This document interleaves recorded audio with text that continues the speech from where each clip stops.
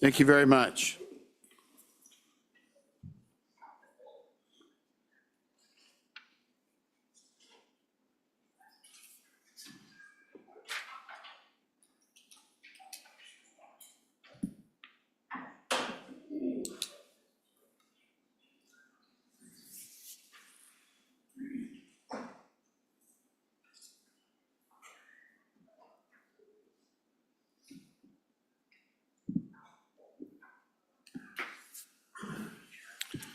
Okay, let's call the meeting to order. This is our second interim meeting of the Joint Interim Corporations Committee. It's very good to see everybody here. I hope you're all having a great summer and you'll make time to go to the State Fair, right, Senator Boner? Wherever you are. Okay, would you call the roll, please, Katie? Thank you, or whoever.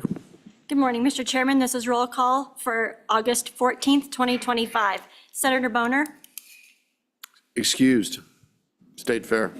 Senator Dockstetter, Here. Senator Landon, Here. Senator Steinmetz, here. Representative Brown, Here. Representative Heft, Here. Representative Johnson, Present. Representative Locke, Present. Representative Lucas, Present. Representative Webb, Here. Representative Weber, Here. Representative Yin, Here. Co-Chairman Knapp, Here. Chairman Case. Present. You have a quorum. Thank you very much.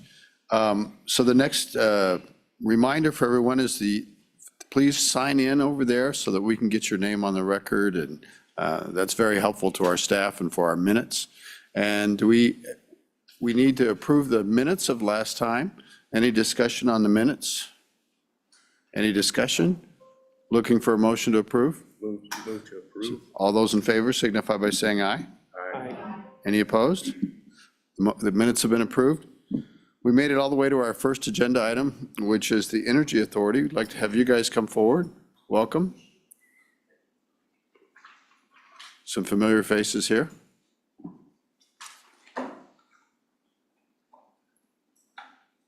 Did you guys bring the jet, or did you just kind of drove up, huh? Mr. Krieger, welcome.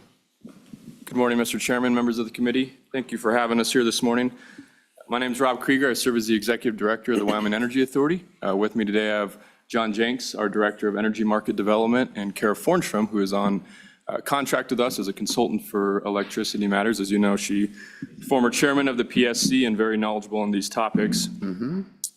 To jump in, obviously we walked through this in Lander with you all, what we were looking at doing to hopefully take a little burden off of this committee work-wise and look at some of the electricity issues facing the state, convene some working groups with our utilities, with consumer stakeholders, and see if we could find some consensus around some of these topics.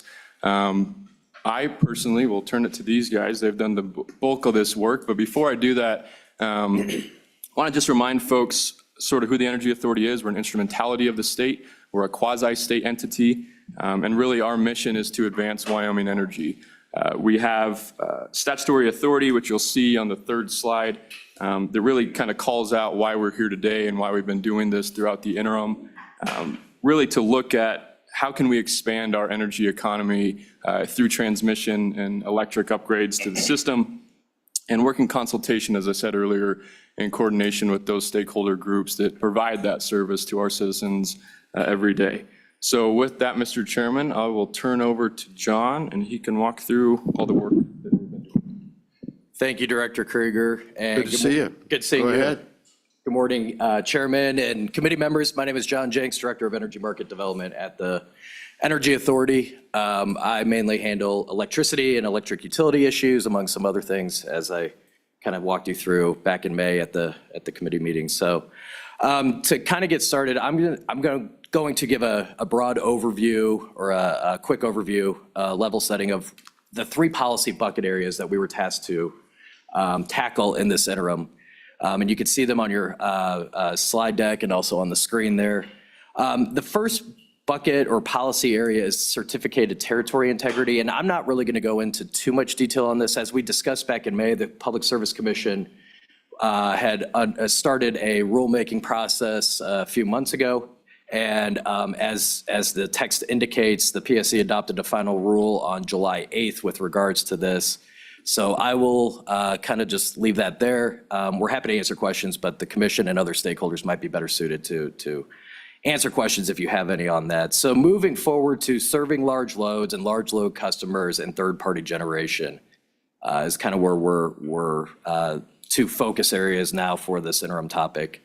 And before I start, I think it's important to note that the problem statements and the goals that are on the slide deck and that we've identified were not developed in a vacuum. They were really developed through the exhaustive stakeholder process that I'll get to in a minute. They were developed through research and other just fact-finding efforts that we've done. They were not developed by myself or just Kara or Rob or anything like that. So the working problem statement that we've identified for serving large loads is that many economic development projects requiring large amounts of electricity, including manufacturing, data centers, oil and gas, and mining, just some examples, are exploring opportunities to locate and/or expand in Wyoming. And with that in mind, we've identified and really honed in on two goals in this. The first is to protect ratepayers from stranded asset risks and increased rates from incremental costs of connecting large load customers. It's a long and fancy way of saying let's keep rates affordable. And through this process, we have really kind of found that Wyoming was on the forefront with some legislation and some other things that we've done to protect ratepayers when large loads come onto the system. In fact, other states have kind of emulated us, other commissions have emulated us, which is actually really exciting. And Kara's going to go into more detail on both of these topics here in a little bit. The second goal that we've identified and honed in on is to create certain processes or a process with timelines that govern engagement of a potential large load customer with each utility filed in a central repository, i.e. at the commission. That's a long and fancy way of saying, let's just have some certainty for economic developers that want to do business with a utility in the state, especially around large loads, that they kind of have a clear understanding of the rules of the game. We all know businesses and economic developers and utilities, and everybody else likes a little bit of certainty and clarity. And just from some of our fact-finding and other stakeholder engagement, we found that perhaps maybe some economic developers and some developers don't really feel like they have the clear picture of how to engage on connecting their large load to a utility. So again, we'll get into that more here in a minute. Third-party generation, as you can imagine, is a little bit more of a sticky and cumbersome policy area. But the problem statement that we are working with is that various portions of Wyoming served by incumbent utilities are facing a shortage of electricity supply due to generation constraints and/or uneconomically priced electricity. Sorry, I gotta move that. When the incumbent utility cannot serve an economic development project, the question that, or problem statement or problem question is, should unregulated generation facilities be able to serve those projects? So the goal here is to establish regulatory certainty for third-party generators in limited circumstances to foster economic development opportunities. Again, more to come on that and just kind of chew on that for the next couple minutes. Really quick on the committee schedule, just as a reminder, we met with you all back on May 8th. We're here today, and we will be back hopefully in November on the 3rd or 4th to give a final report on our work and to hopefully provide final recommendations to the committee. And then lastly, I think this is really important to talk about the work to date that we've done with all of the stakeholders. As you can see, we use the term exhaustive, and I think that really honestly is an accurate description of the stakeholder process in this. I counted it, or I did my best to tally it last night, that we are at over 40 hours of formal engagement meetings with all of the stakeholders that you see on that slide deck there. And that doesn't include the one-off phone calls, the meetings that Kara and I just sit in to talk about this, and everything else that you can think of, and the research and everything else that we've done. So it really has been exhaustive, but I will say it has been incredibly educational for not only us, but I think it's been educational for all the other stakeholders in this process and has kind of helped bridge some understanding and kind of, fill some of the gaps in communication that might come from all of this complexity. So as you can see, we've met with all or most or a lot of the electricity providers in the state, including the Wyoming Rural Electric Association and their co-ops, Tri-State, Basin, and Black Hills, Rocky Mountain Power, Montana Dakota Utilities. Had a couple conversations with the Wyoming Municipal Power Association as well. We've met with the state agencies, including the PSC and OCA a few times. And again, like I said back in May, both of those agencies and their staff are just incredible to work with, and they do incredible work for not only this topic, but just the state in general. Also have met with the Business Council on this. And then the other stakeholders, the industrial energy consumers, PAW, Mining Association, Independent Power Producers, and the AARP. If you're wondering why AARP, they are very interested in keeping rates affordable for not only their members, but Wyomingites in general, and honestly, across the country, they're engaged in these topics. So with that, I will turn it over to Kara to go into a little bit more detail and legalese. Okay, Ms. Fornstrom, welcome. Thank you, Good to see you again. Thank you, Mr. Chairman. Good morning, committee members. Can you pull that mic up close? Is that better? Yeah, Okay. we'll work on that. I'll speak up a little There's a bit. lot of old people in there. on this side. All right, I'll do my best. No, I'm not looking at you, Miss. I'm sorry. He was asking if I was referring to him as being old, and of course not. Of course not. Go ahead, please. Thank you, Mr. Chairman. Before I start talking about the details related to the first topic of serving large load customers, we thought it might be beneficial to review the certificated territory map that's within your packets. As John mentioned, one of our goals here is to find a statewide solution that allows flexibility for each electric utility to deal with these issues as they wish. And you can see why reaching a statewide process is somewhat difficult given all the different colors on this map. And I think it's important to remember that we have two different business models of electric utilities in Wyoming. We have the investor-owned utilities, which are Rocky Mountain Power, Black Hills Energy, which operates as two subsidiaries in Wyoming, Light Fuel and Power and Black Hills Power, and Montana Dakota Utilities. And then we have the distribution co-ops in Wyoming. And you can see that they are dispersed throughout the state. And to complicate it a little bit further, because they're distribution co-ops, they do not have generation or transmission facilities. They rely on a different set of co-ops, mostly tri-state within Wyoming. Our largest co-op in the northeast part of the state, Precor, is a Basin G&T co-op, and there are other G&Ts that serve within Wyoming. So this is the landscape we look at in trying to find a statewide solution that allows each of them to run their businesses as they wish. One further complication, while everyone on this map is regulated by the Public Service Commission, Tri-State and Basin are not. All right, so let's dive into serving large loads. As John mentioned, the legislature in Wyoming has been at the forefront of passing legislation to protect existing ratepayers from the incremental costs of adding these large loads. That statute was passed in 2019. It's 37.3.116. Three major points about that I'd like to make really the backdrop to our work on this first issue. First of all, this is a discretionary statute, so the utility may enter into these agreements for any loads over 5 megawatts. That's the threshold in Wyoming. Most importantly, it shall not result in obligating other customers for those utility investments to serve those large loads. And the innovative rate-making piece of this statute is that it allows the utility to keep those profits or losses for their shareholders. It doesn't go into their annual calculations of rate of return for the commission. After this statute passed, actually Black Hills was a little ahead of the statute, but there are tariffs on file approved by the commission to integrate this statute, which I'll talk about a little bit in a minute. So as we look at our two goals of protecting ratepayers and creating this process and likely a central repository, we've looked at these various, the different utilities that we have in Wyoming to sort of see where they are.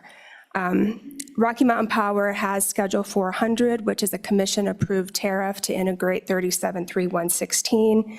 And they also have a stipulation in their most recent rate case with the parties that addresses some of these ratepayer protections as well.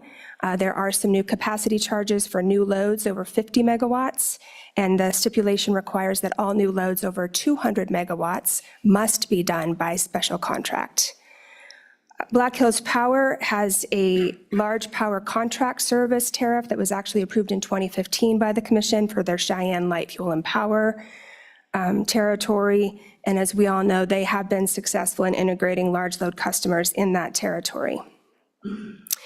Tri-State, we understand, will be filing a tariff, a high impact load tariff with their regulator, the Federal Energy Regulatory Commission, soon. We understand that it contains ratepayer protections for their existing members and also creates this process for engagement with timelines. It's not a public document yet, and so we continue to work with them to understand the details around that. Similarly, Basin is working on these issues as well. They recently had their board approve business policy to deal with these large loads. That is also not public as we understand it at this time, so we're still trying to understand the details around that as well. So as we've worked on these two goals of protecting ratepayers and understanding the process and trying to get some statewide consistency, we have issued 3 draft proposals. The first 2 draft proposals were modeled as proposed rulemaking for the commission and were modeled heavily after Utah's SB 132, which became law on May 7th. We looked to that recent legislation for a few reasons. First, it has been thoroughly vetted through a legislative process with similarly situated stakeholders to Wyoming. Also, Wyoming and Utah often work on these electricity issues together, and so we thought that would be a good guide. And maybe most importantly, our largest utility, Rocky Mountain Power, is obligated to comply with that law in Utah, and so we thought that might bring some consistency to their approach. As John used the word, I think exhaustive is correct. We went to everyone about this. We had several meetings and discussions, and I guess the good news about this process is we can report that we did find consensus that they do not want to follow that Utah process in Wyoming. So. At least not here. Yeah. So the WEA pivoted and we issued a 3rd draft proposal in July, and that was a hybrid approach. It contained a legislative component and a rulemaking component. The legislative component was based on Senate File 193, introduced in 2025, sponsored by Chairman Case. And then the rulemaking went to the commission really to work out the details of the timeline of how this the interaction between the utility and the large load customer would occur. We are still working on that proposal. I think there is consensus at this point that the statutory piece may not be necessary. But we're interested in working on the commission piece to understand what those processes is and what the commission's role might be on that, what kind of proceedings they might want to understand the various utilities' approach to these issues. We are optimistic about our ability to reach a consensus solution on this first topic. We are going to have additional stakeholder meetings. We have an all-stakeholder meeting. That would be the first time we would bring everyone together, scheduled for October 9th. And we are optimistic about our ability to make a final recommendation to this committee in November when we return. All right, shifting gears now and talking about third-party generation. I'm going to refer to it that way today, just sort of ease of reference. There are other terms you're going to hear today and that are being used in this context. The Public Service Commission has referred to this as non-utility generators. Other people refer to that as alternative generation providers. And again, our number one goal with this topic is to create regulatory certainty around whether, as a policy matter, Wyoming wants to allow alternative generation, third-party generation to occur in those certificated territories that we covered earlier. This would be in very limited circumstances, again, where the utility is unable to serve, either because they're generation constrained or their power generation may be uneconomically priced as compared to a third party. And all of that is in order to foster economic development opportunities that may leave the state of Wyoming if we are not able to provide this additional electricity. This first slide provides the definition for public utility that's contained in 37.1.101A, Romanet 6C. And the key point that I want to highlight for you is that phrase, to or for the public. That has been the phrase that has been at the root of all the conversations that are going on in the different forums that I'm going to talk about in a minute. So we see this topic being dealt with in 3 different places. We have the courts that have weighed in. There are 4 cases that the court has done over time. The first one in 1942 really lays out the 9 factors that I'm going to talk about in a minute. And what they've been focused on is whether the entity is devoted to the public use, interpreting that term to and for the public. And then they've revisited that ruling 3 other times. Interestingly, the first case, they did find the entity was a public utility. In the other 3, the court found, weighing those factors set out in 1942, that those entities were not public utilities. The commission has 2 dockets pending that are dealing with this issue. One is a rulemaking docket, and the second is a petition filed by the Anschutz Corporation, which I'll talk about in just a minute.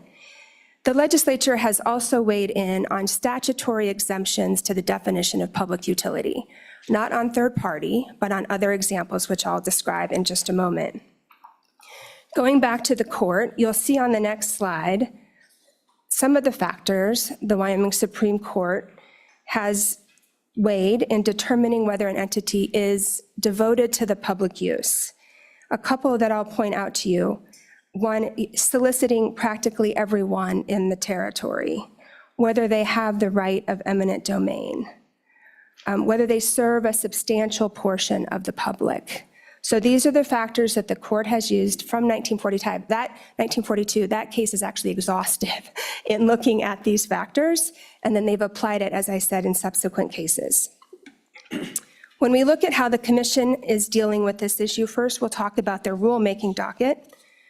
They issued an informal rulemaking notice in January of 2023. They followed that up with a technical conference in February of 2023, where they took verbal comments. Written comments were also submitted in that docket.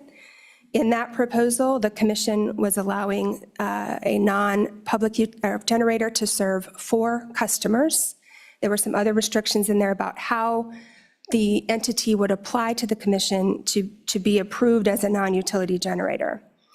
The commission took that feedback from the stakeholder process, revised their rule, and issued a second technical conference notice in August of 2023. In that proposal, they changed the number of customers that could be served from 4 to 2 and had some other process around how you would get approval to be designated as a non-public utility. They also took written comments on that.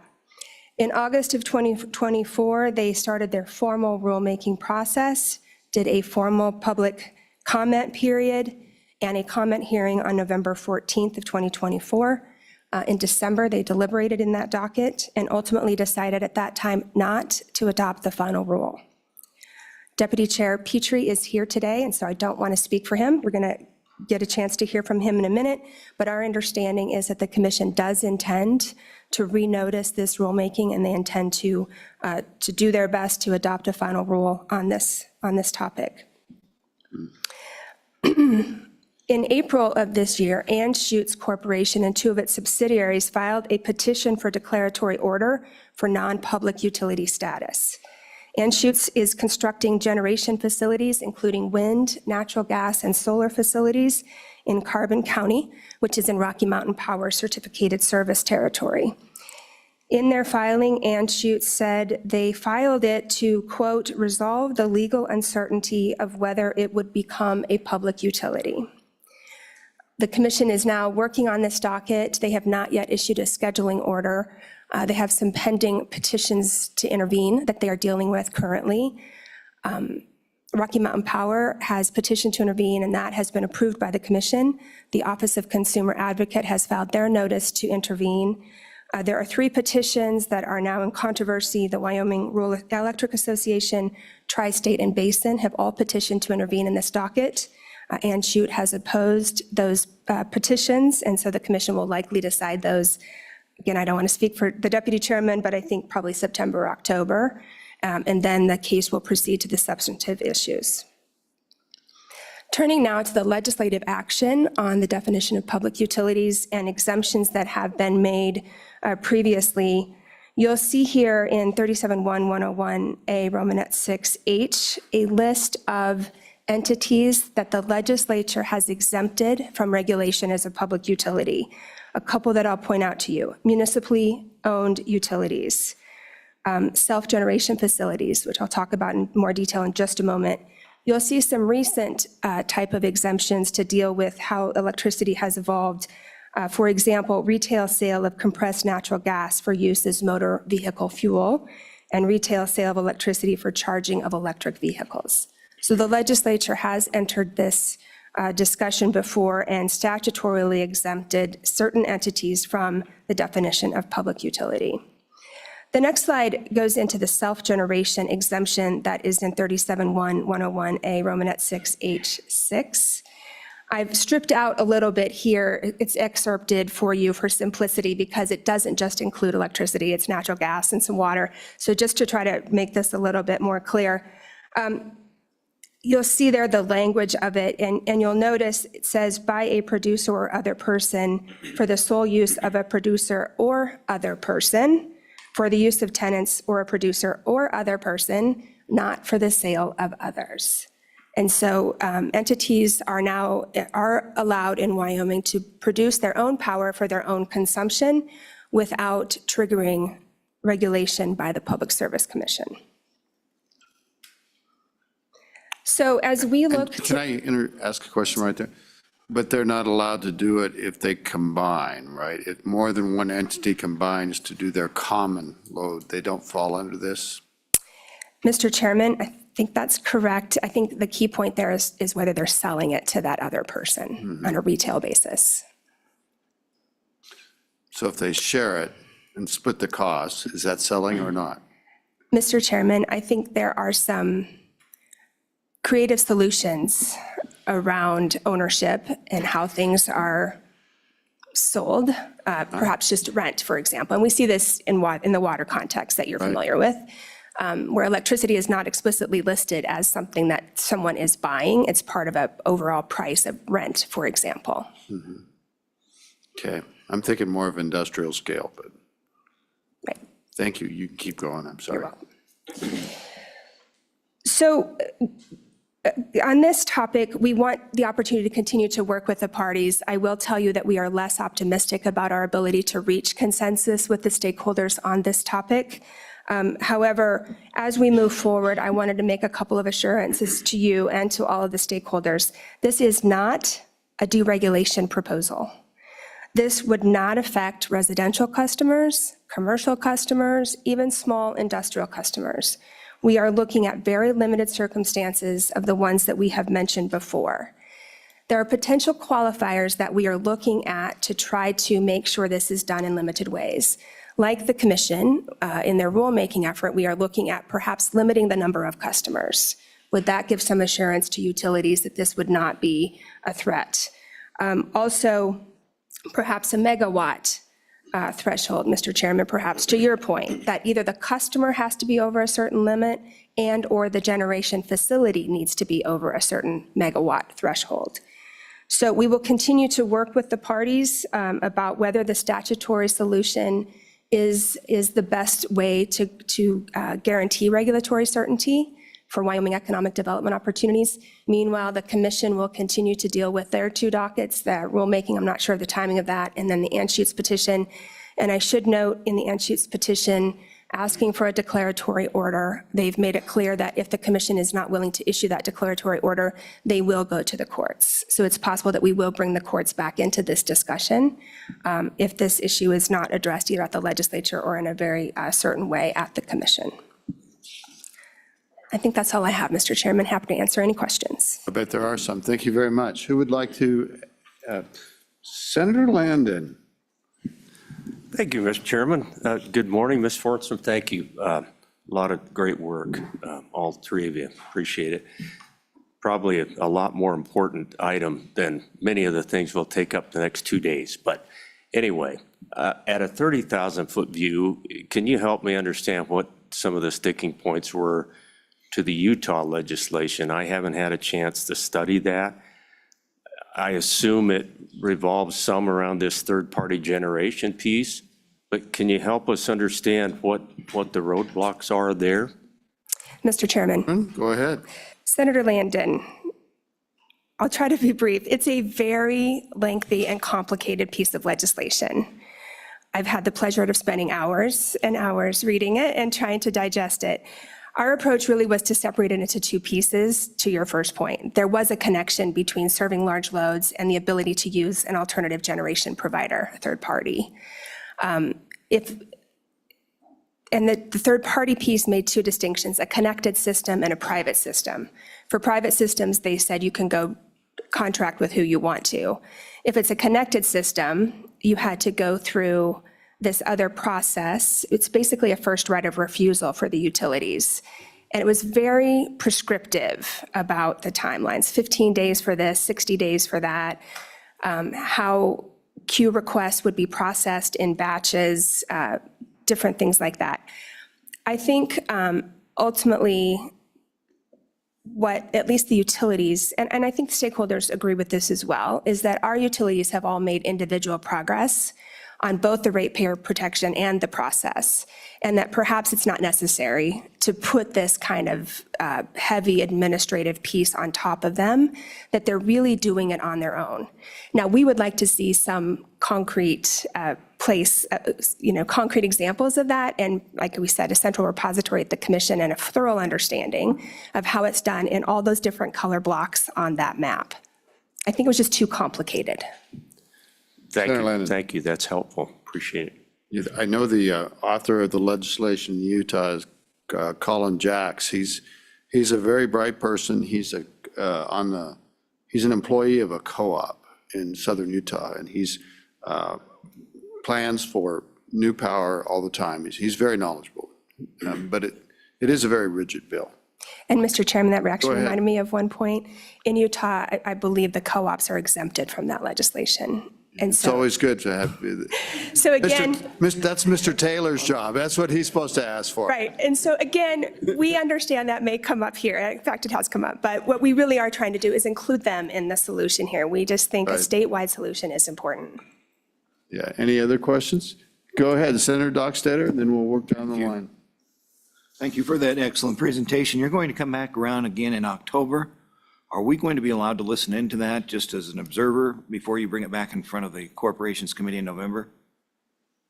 Go ahead. If Chairman Case, Senator Dockstader, that will be an open meeting. We'd be glad for you to attend. If you'd like to, we'll make sure you have notice of that. Thank you. Well, everybody can attend but you, Senator Dockstader. Full disclosure, I'm a member of a co-op board. No, go ahead. Down there? Thank you, Chairman. Thank I you. have Welcome. a few questions. The first one is, I've just seen this Utah legislation, proposed legislation. What is a large load flexible tariff, and how would that affect Wyoming? What's your reasoning there? Go ahead if you can.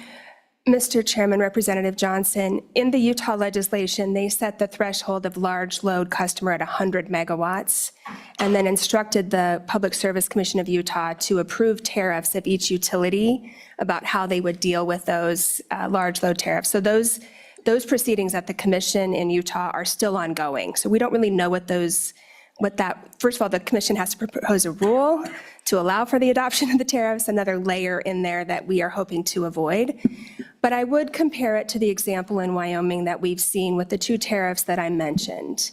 Black Hills Energy in their Cheyenne Light Fuel and Power has what we would probably call a large load tariff that allows them to treat that customer a little bit differently outside of their current rate schedule through different resources and requirement of paying transmission upgrade costs, for example, so that none of that is borne by customers in the existing rate base. Also, Rocky Mountain Power has Schedule 400, which is also meant to deal with larger load customers. Now, in Wyoming, because of our statute, that's a 5 megawatt threshold. But it's somewhat similar to what they're doing in Utah now. We were just ahead of the game a little bit on that. Okay, thank you. One more question. Go ahead, Representative Johnson. Thank you, Mr. Chairman.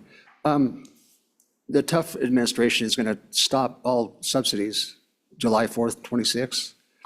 Do you foresee those subsidies ending and these projects that are currently undergoing or being built or are built losing their subsidies, that those costs will be passed on to the consumers of Wyoming? Ms. Forstland. Mr. Chairman, Representative Johnson, I don't know that I'm the best person to address that. I just would say, having served on the commission, that the projects that were approved by the commission that did include production tax credits, for example, those orders make sure that that if those subsidies go away, the shareholders will bear that cost, not Wyoming customers. Go ahead. Thank you, Mr. Chairman. Representative Locke. So just a couple of questions, and you might have kind of hit on this, but I want to understand it a little bit better. So one of the issues that obviously slaps everyone in the face is is infrastructure for large loads and these other, and how that falls on existing ratepayers in some case. We've seen that in many cases with some of the rate cases that are out there where they put out infrastructure, let's say new transmission gets dumped onto in rate cases. And I guess that's what I'm going to ask of your body. I assume you guys are making sure that, first of all, it's crystal clear and that is documented. And I would argue that at that point, that's where the existing ratepayers, and admittedly, I'm probably servicing the same body that AARP. I'm looking to the homeowners and what they're paying, and home and small businesses and what they're paying. But that's a big issue that we have, and I assume that's something you're diving into deeply to make sure, because that's what they're worried about with large loads, how much of that infrastructure magically gets dumped onto our rates. The worst part of the way it often gets dumped onto the rates is it often gets dumped on as an extended rate case rather than, okay, we've got a capital investment of this much and that's a temporary rate increase. So that gets confusing too, but that's what a lot of people are concerned about. I just want to throw that out and ask you, can you talk to a little bit how that is being addressed in your process? That would be helpful.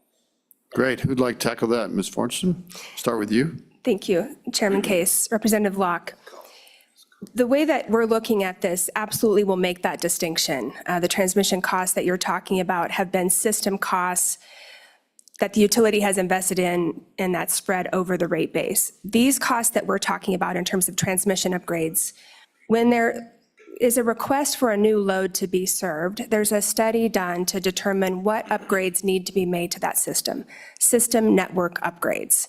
All of those costs, if they are not going to benefit the system, will be borne by the new customer. They will not go into rate base. And that's clear in the tariffs that have already been approved at the commission. And that's certainly a critical component of what we're working on here to ensure that is the case. Okay, anybody else looking down that way? Just to put some of this in perspective, if, we're throwing numbers around like 5 megawatts, that's the kind of the piece that was in the legislation from before, and we've heard about 200 megawatts, but a single megawatt is an enormous amount of power and would serve most of the communities in Wyoming. I mean, that's depending on how the loads are structured, but that's at least a couple hundred homes for one single megawatt. So we're talking astounding amounts of power. When you go 5 megawatts, then you talk about 200 megawatts. And data centers and other large loads are like this. They are really, really energy intensive, which if you have a system that's been designed to serve like homeowners, right? And little towns with a megawatt here and a megawatt over there, and then you drop in something that uses more electricity than maybe 20 towns or bigger, it's hard on your system, and you have to figure out ways to make this all work. And I appreciate that. And, I hope that's kind of sets a little bit of a standard. I did have one question about the Anschutz petition, because when the commission gets up to talk about it, we won't be able to ask him about the Anschutz petition. So what is the nature of the Anschutz petition? Are they asking to be a public utility, or they're asking to serve other customers within Wyoming? What are they asking for? I figured you guys might be the best person to ask.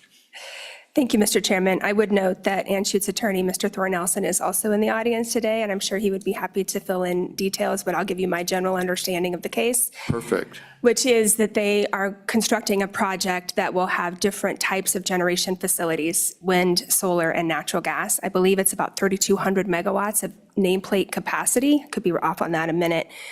And they've asked the commission to actually tell them that they are not a public utility under two scenarios. One, that they do not connect to the transmission system. Are they able to serve customers within Rocky Mountain Power's territory? And the second scenario is if they do connect, obviously through their open access transmission tariff, whether they would be a public utility if they were connected. I'll defer to Mr. Nelson for any other details, but what they're actually trying to accomplish, as I understand it, is to ensure they will not be regulated, not be determined to be a public utility. I understand their motivation there, but are they seeking to serve other customers in Wyoming?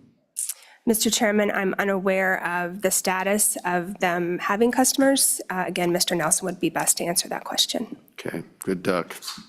Anybody else? Representative Locke. Thank you, Mr. Chairman. And again, thank you for all the data. A question for you on these non-public utilities. So let's just say a data center. I guess I should actually be speaking into the mic. I'm sorry about that. Realize it because you're so close, but we really have to pay attention to the mic. But in terms of these non-public utilities, so I'm hearing things like data centers want to come in and build their own power. How does that work in terms of, let's just say they build their own power generation that they're going to use. How does that work if they have a problem with their power generation? Do you guys work out all of those issues? Because, for example, let's just say they're doing that because they feel like they can't get the power they need, but if their power has issues, all of a sudden, does that drop onto the grid, or how does that affect us? And I assume you guys are working out all the nuance of how that works, but that seems to me to be a tricky area, and I just wanted to ask that question. Ms. Forstrom, are we still with you? I think so. Let me just call on Jenks here, just to see what he's got to say about it. Ms. Fortune, go ahead. Thank you, Mr. Chairman. Representative Locke. So we are working on some of those details, and I will tell you that is one of the major concerns of the utilities, is what happens to their obligation to serve in that monopoly territory if there is a third party? Would they be required to come in and save the day if that system failed? They would not have planned for that system. They wouldn't have invested in that system.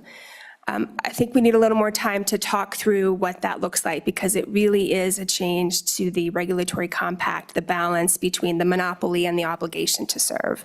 If you take away the monopoly, do they still have an obligation to serve? So we're working through those issues. I think today there are some interesting arguments, I would say, on both sides of that conversation. But certainly in the immediate aftermath, if they're not connected to the grid, it would be impossible for the utility to try to deal with that in a short time frame. But we'll continue to work on this issue, and I'll have something more concrete for you when we come back in November. Mr. Jenks.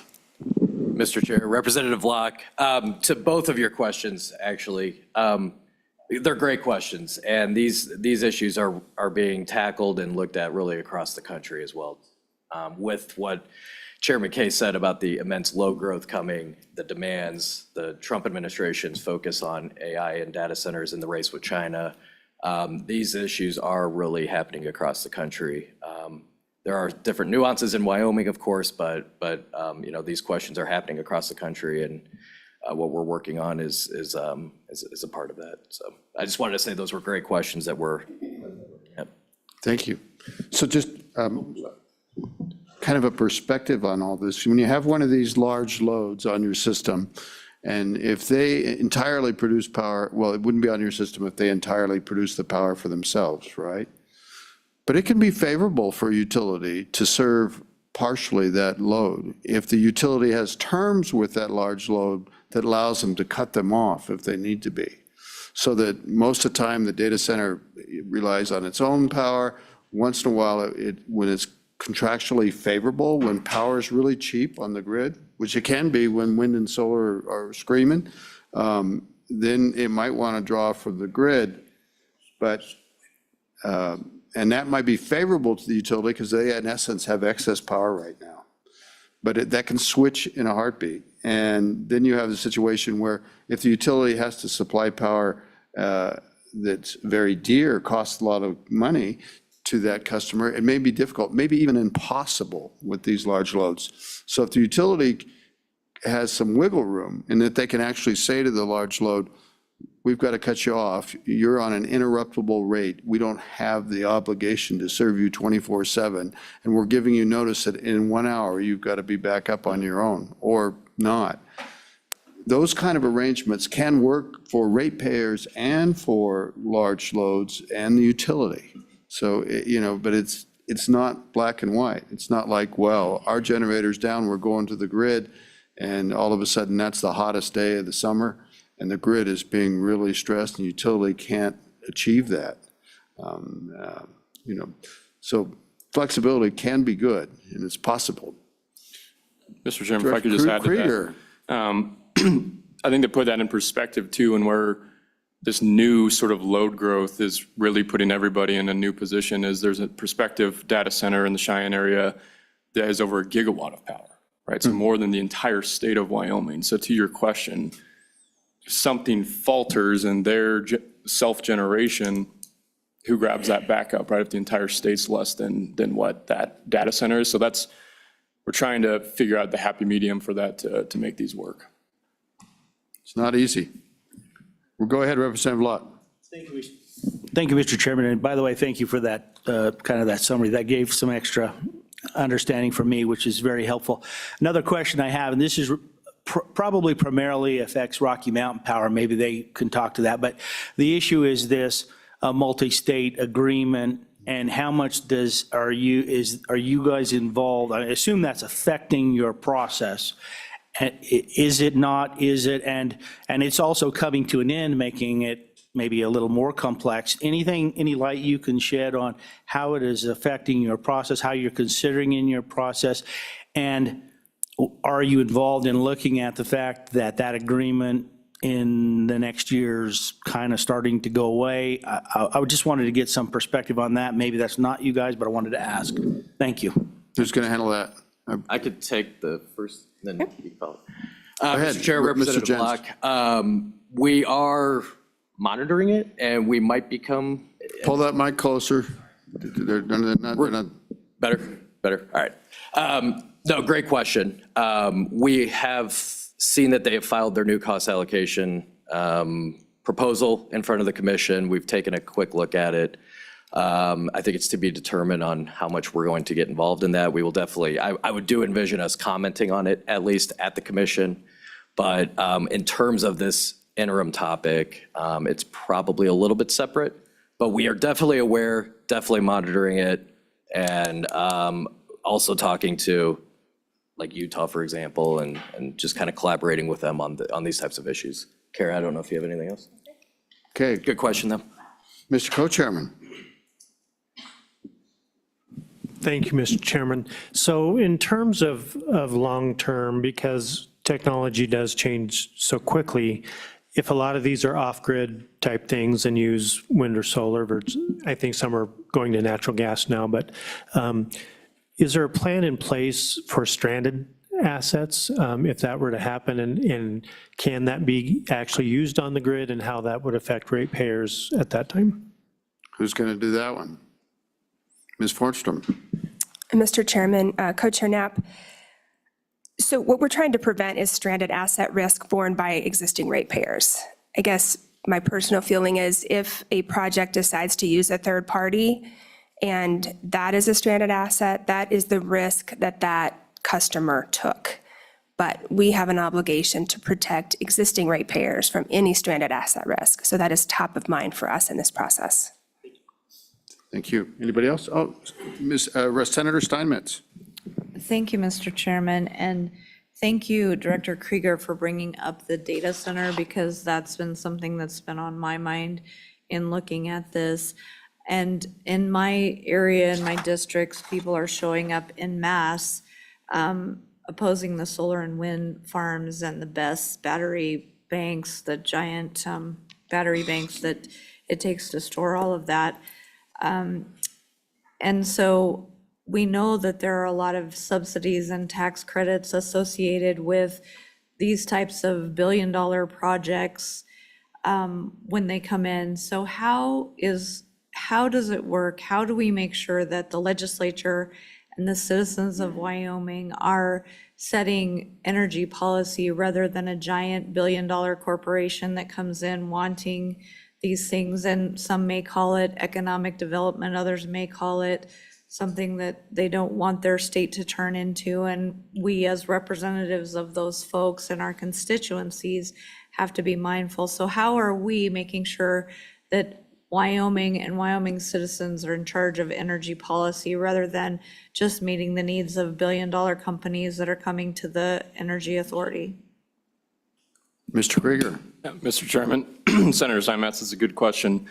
We haven't been involved in any data centers, but that is a good question when we look at these massive loads that are coming, these impacts to these communities. What is it going to look like? As to the federal tax credits for these sort of things, I think it would be worthwhile to put together probably a one-pager on what was there, what is maybe still there, or what's phasing out. We can work on that and bring it back to you all to see how that might impact these future growths.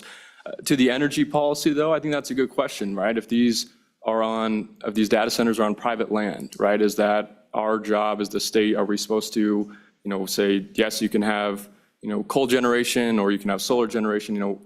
That's a question probably for this body. For state lands, we don't get involved in the state land piece of the projects, but this is a whole new space, right? I know Black Hills is here. They're really probably the prime example of some data centers. But the ones, to your point, looking at your community or communities that aren't used to these data centers, I think it's worthwhile to have sort of what is the state's goal in this, right? What does the state want? What kind of growth, and how do we want to supply that growth? Or do we want to supply that growth? So everybody, I'm just conscious of the time. We still have quite a few stakeholders to hear from, including the Public Service Commission, which might be a good repository for some of the same questions. Of course, the commission's not going to be able to talk about pending cases, but anything else for the Infrastructure Authority? And I just want to thank you for your work so far. I'm glad you're trudging ahead, and stay tuned, and appreciate everything you've had to do today. Thank you, and stay close. Mr. Chairman, Yes. a procedural question, not a Representative question. Yan, go ahead. Thank you, Mr. Chairman. So if they come back with recommendations at our next meeting, is the intent for us to have a bill draft on the agenda at that next meeting? Or do you think it'll be likely that they'll come with recommendations and then the personal bill will have to pop up? Well, realistically, my preference is always to give the committee to discuss a bill draft once and then take a break and come back at the next meeting. So we don't have a bill draft, but we also heard that on some of the major policy things, they may not need a bill draft, that it might be encompassed from the commission. So I'd say that's all up in the air. If there was specific legislation, they could certainly present it to this committee and the committee can decide. But it would be kind of, I think, a little bit improper to have it at a single meeting and to rush it through. But they could present it, and it could be picked up by individual members or other people, or possibly even another committee. So I'd say that's all up in the air at this point. We'd hope to maybe have something now, but I can understand exactly why we don't.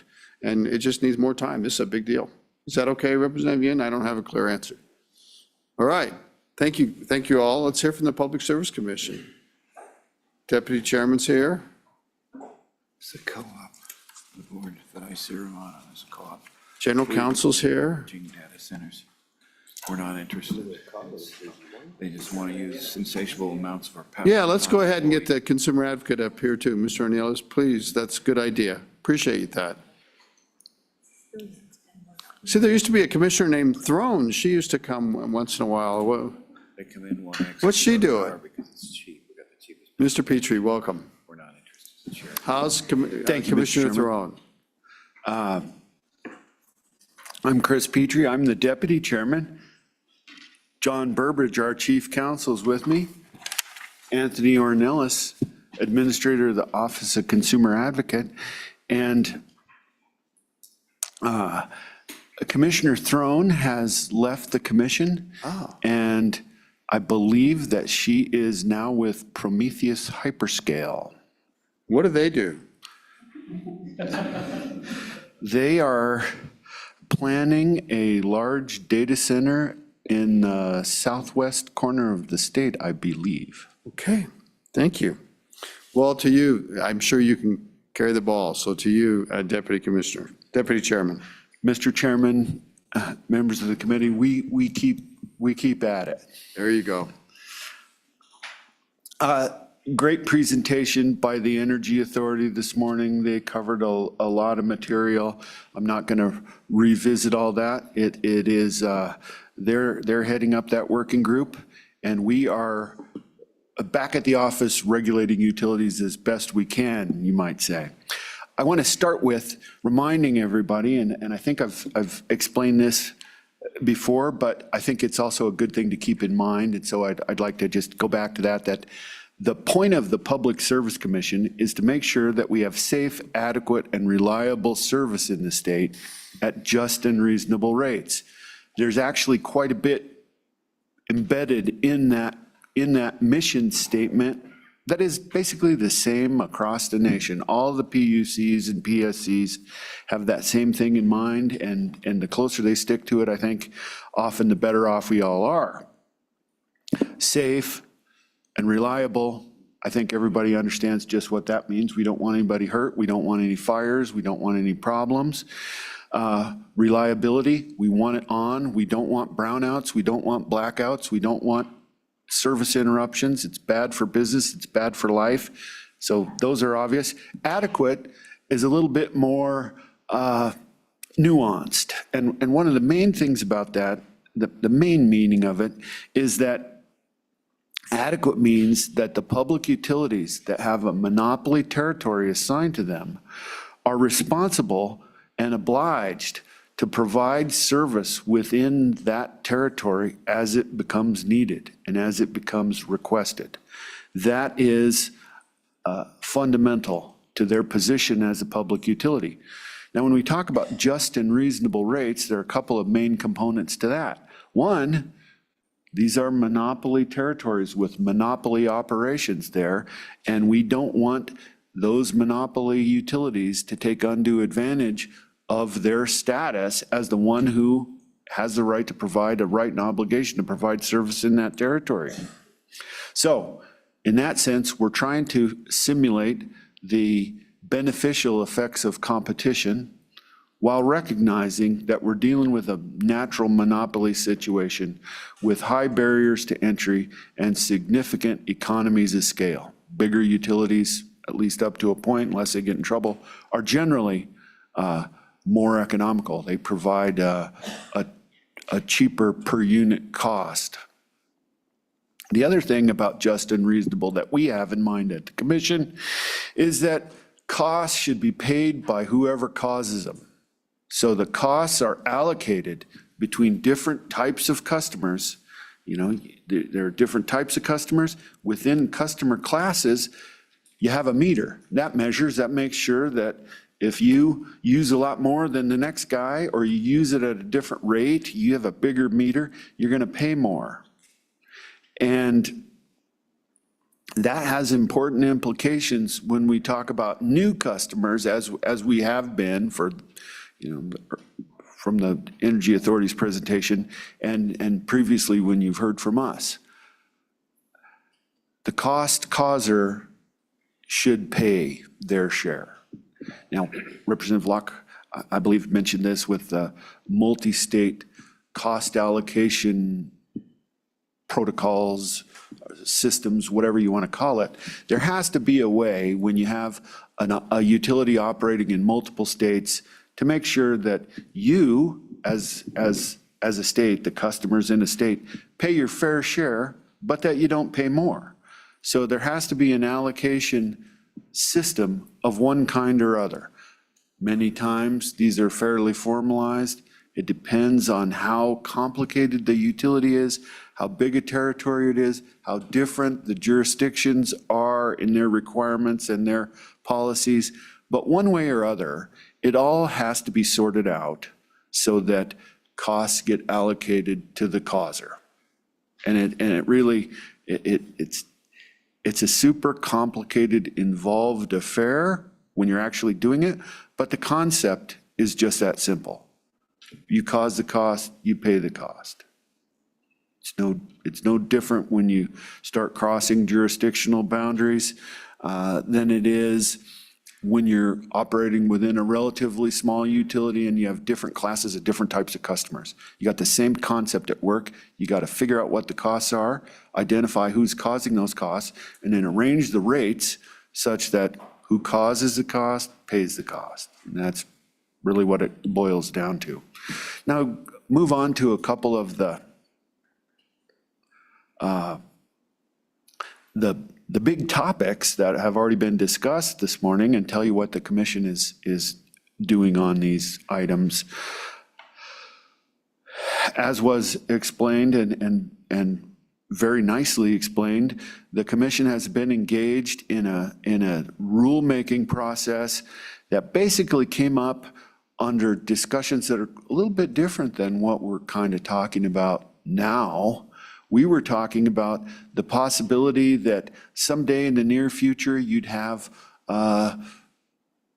modular or portable nuclear generation that might be able to enter a territory that didn't have adequate existing infrastructure, and it might be your best bet. So imagine that you had a rare earth minerals mine, that the deposit happened to be located somewhere where it was far from any big electrical infrastructure. Your best answer might be to sort of drop in there with some kind of portable generation. We see that on smaller scales in the oil fields and things all the time and always have. But on a bigger scale, the idea that might be something that's coming up in the future. We want to be ready to deal with that in a straightforward, predictable, and relatively efficient way. And so we started in on this rulemaking about non-utility generators. So we're continuing with that. Is not to say that we don't have any hopeful expectations about this working group project, but the commission's main means of dealing with a situation like that or an issue like that is to engage in rulemaking so long as the statutes support that activity. And we know from at the outset of this process, we know from the Attorney General's office and so forth that that is within bounds for the commission to make that, to create that kind of a process, to give that kind of certainty. And we're working on an improved product. We got a lot of very adamant response in our rulemaking in the form of comments, and we're working on that. It'll be, we think, a better product, and we'll proceed with that regardless of what else is going on. So it's not to say that that legislation won't ultimately be necessary, but we thought in the beginning, and we think now, that we can address this through rulemaking, and we're going to proceed on with that to the best we can. Mr. Chairman, could I ask a question? Go ahead, Senator Steinmetz. Thank you, Mr. Chairman. I'm assuming, Director, that you have an Attorney General's opinion regarding what you just stated. Could you share that with the committee, please? Mr. Deputy Chairman. Mr. Chairman, Senator, we don't have a formal Attorney General's opinion. What I was referring to, and maybe I didn't make this clear, is that all rulemaking begins with submitting your proposed rules to the Attorney General's office. They get reviewed and they review them. One of the things that they're looking at, as I understand it, is that the agency is proposing rules that are within its statutory authority so that they're not getting out beyond their proper role. follow-up, Mr. Chairman? Go ahead.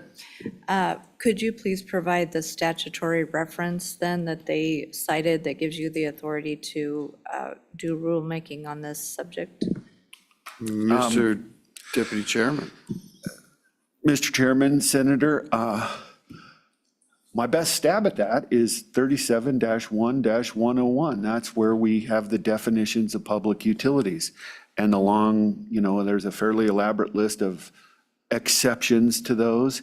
And the commission is statutorily given the general and exclusive power to regulate and supervise public utilities. What we're doing with this non-utility generators rule is we are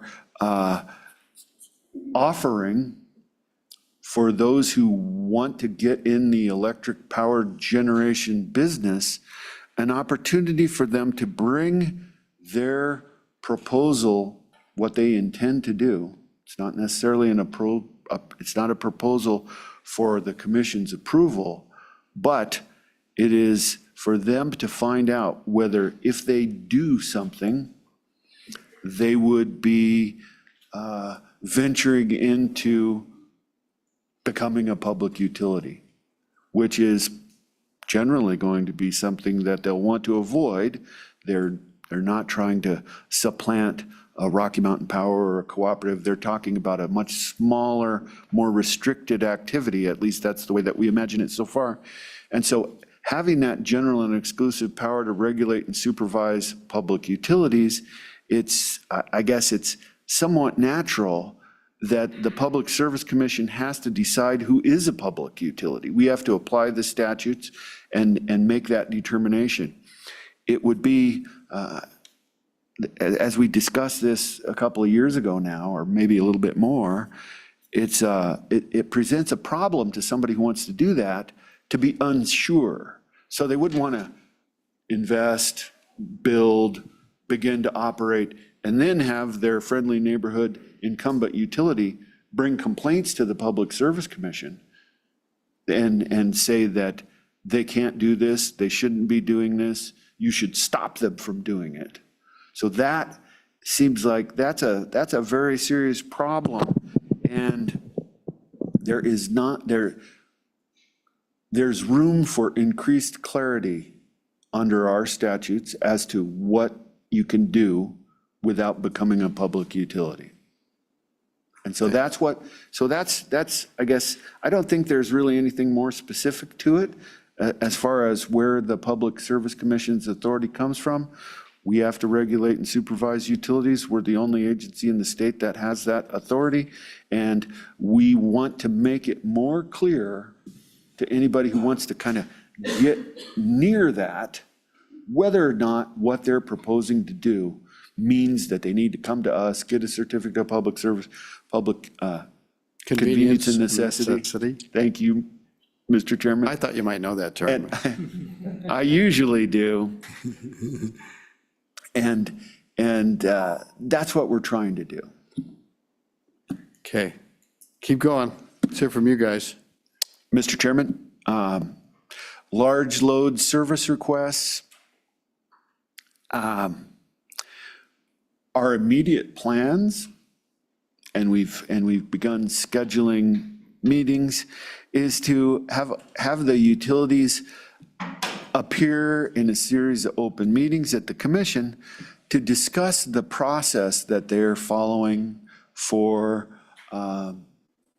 in the case of, or for actual large new loads or existing customers' significant load expansions. As Ms. Fornstrom pointed out, we have a really vast difference between our smallest and our biggest utilities. You've got Willwood Light and Power, it's pretty small.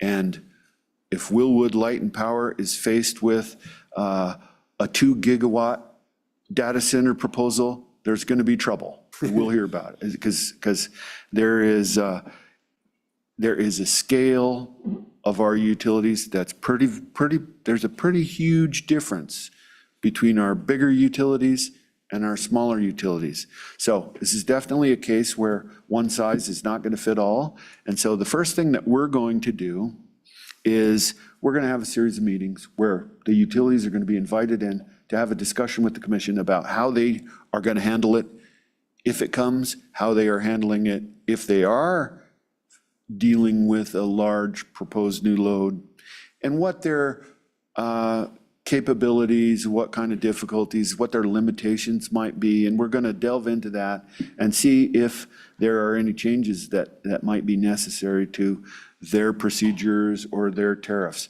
Remember, the idea is that the utilities should have a tariff that is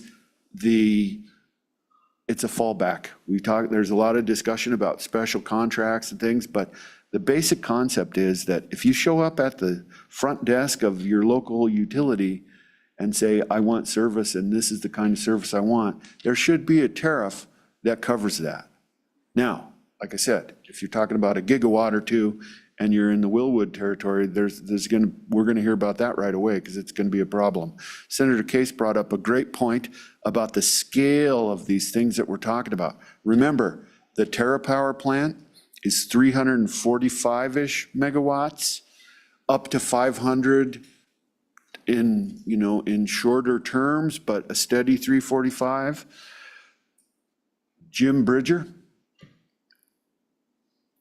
roughly a 2 gigawatt plant. 2,000, yeah. We're talking about a single data center now on the outskirts of Cheyenne that you can read about in the paper.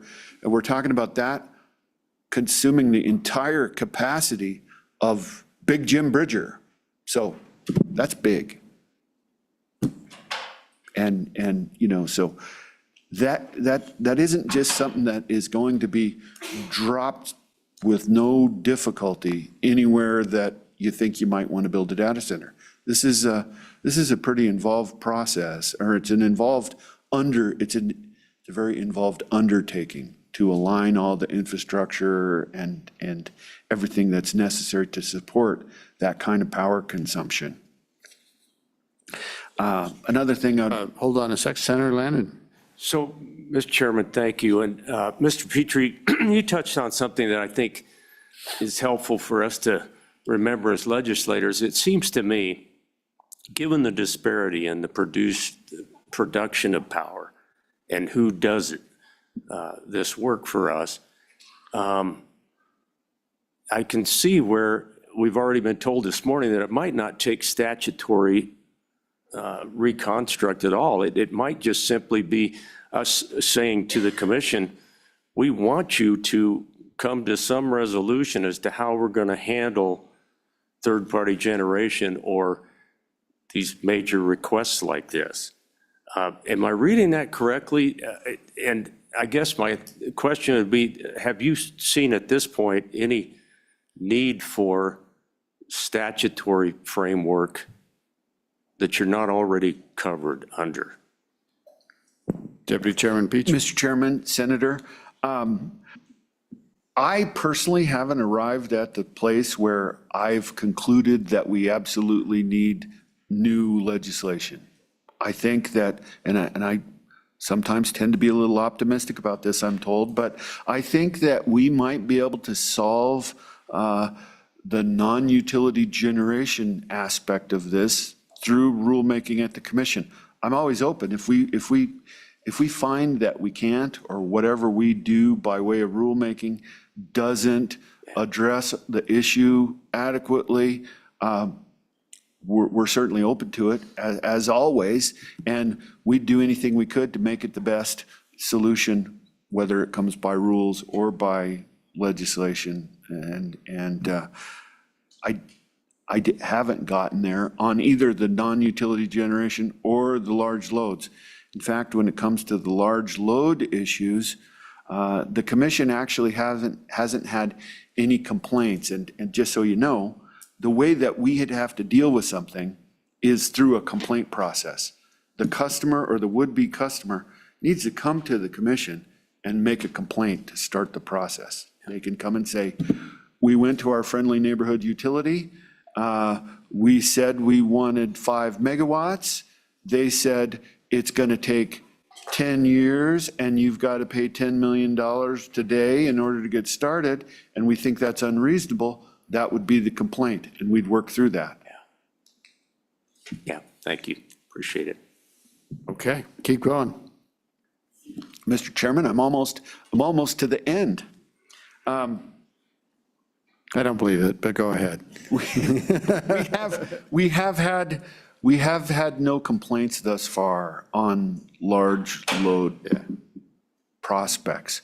We're aware of things that are going on and efforts being made to get projects done by people who either want to or don't think their prospects of getting the utility to do the job are sufficiently good. And we definitely have anecdotes and reports about difficulties that industrial customers have run into getting what they need in the time frame that they need it, but we don't have any proceedings. And so, and Senator Case knows all about this, the way commissions work, including ours, is you got to have a proceeding, and investigations on broad issues are not very efficient ways to get to the bottom of a particular situation. So.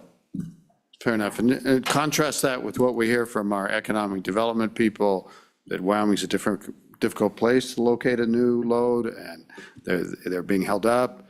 We hear from our colleagues that hear from people that want to cite things and different things, and it seems like it's overwhelming pressure that the utilities are dragging their feet, but there's actually nothing formal happening at the commission. I think that's of some significance. Representative Johnson. Thank you, Mr. Chairman. I have a few questions. And one of them, you brought up nuclear reactors. And what everybody wants, they think of nuclear reactors as a miracle pill, that it's going to help us. What are we going to do with the waste? That's one thing that nobody is addressing. Another one, if a big customer comes in, they're going to put in a data center or Bitcoin mining operation, and they provide their own source of electricity, why are we even involved in that? Can't we just let them go? I mean, why are we getting involved in something that doesn't involve us? Sure, we'll get tax revenue from the structure, but why even get involved and get into it? One last question is Galveston. They have almost 30, I think 30 utilities. They've deregulated, and they have a paying structure from 8 cents a kilowatt up to 15. So the customers pick and choose what electricity they want to pay for in different plans. Is there a way that we could ever get to deregulation? Thank you. Deputy Chairman. Mr. Chairman, Representative, first of all, on the nuclear power plants and the waste storage, while the Public Service Commission has the general and exclusive authority to regulate and supervise public utilities, when it comes to something like... Can you pull that mic closer, because you're looking the other way, and yeah, we all got to watch the mic. Thank you. Yeah, there you go. When it comes to the permitting and regulation of nuclear power generation, that field is occupied by the federal government, and to the extent that the state is involved, that's DEQ and industrial siting.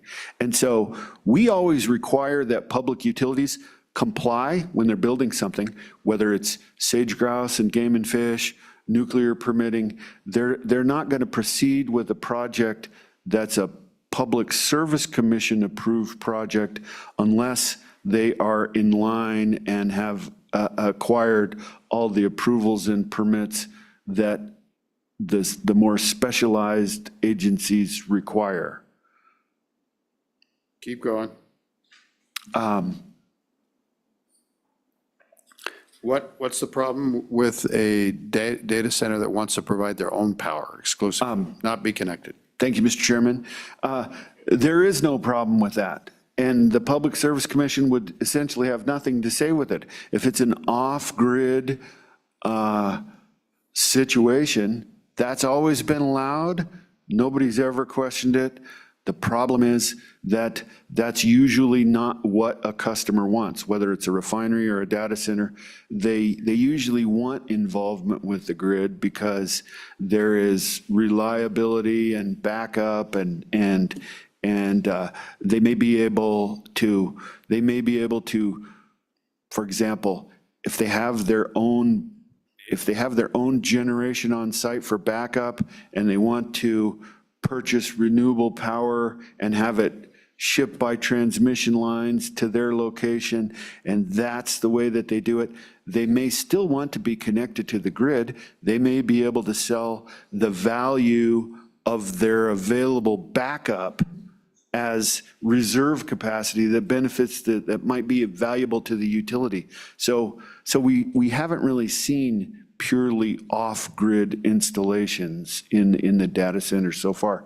It's possible, and it is, as you suggest, not really any of our business.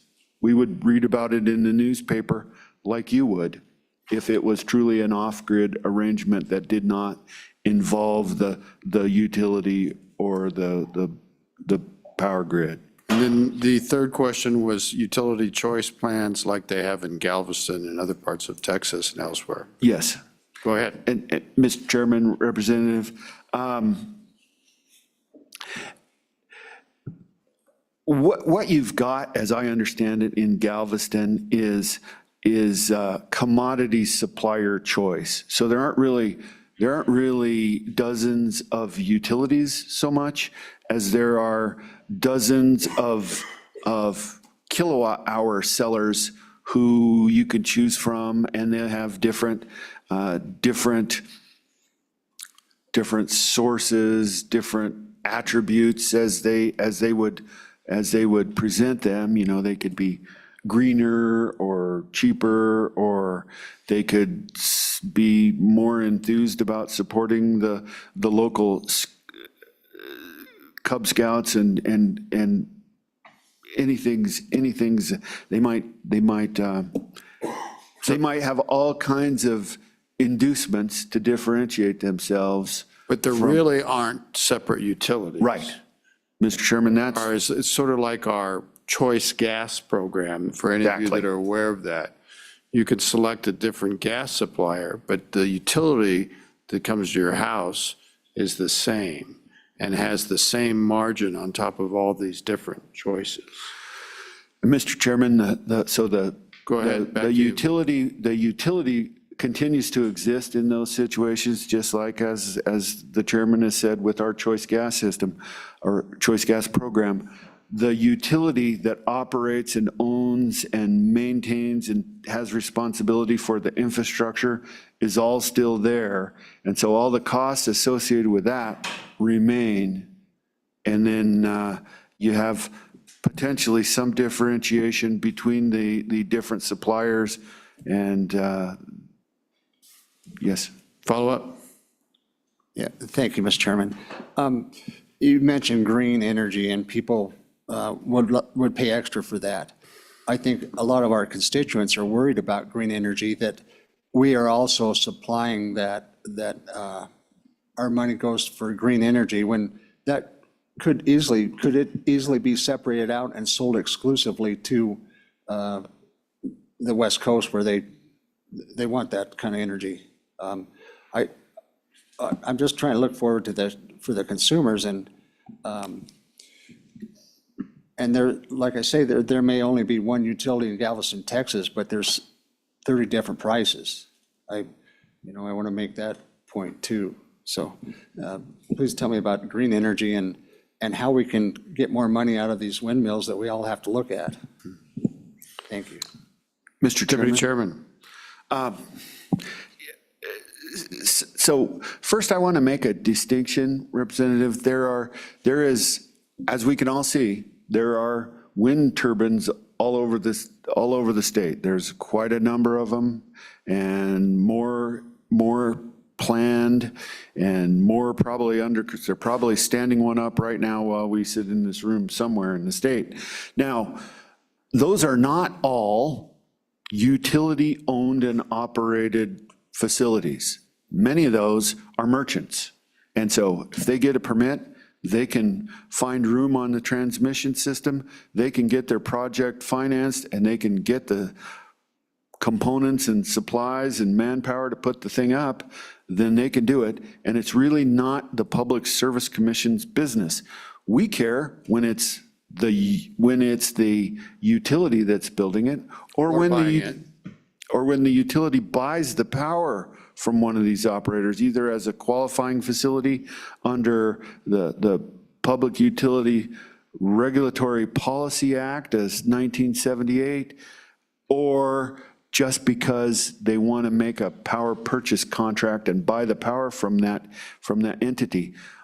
All the power in this state is undifferentiated. We care about the availability, the price, and it's being reliable. And so we don't have, as some other states do, a requirement for any particular amount of green power, wind or solar. And so that leaves us in a position where our utilities can simply look for the least cost solution to the demands of their customers.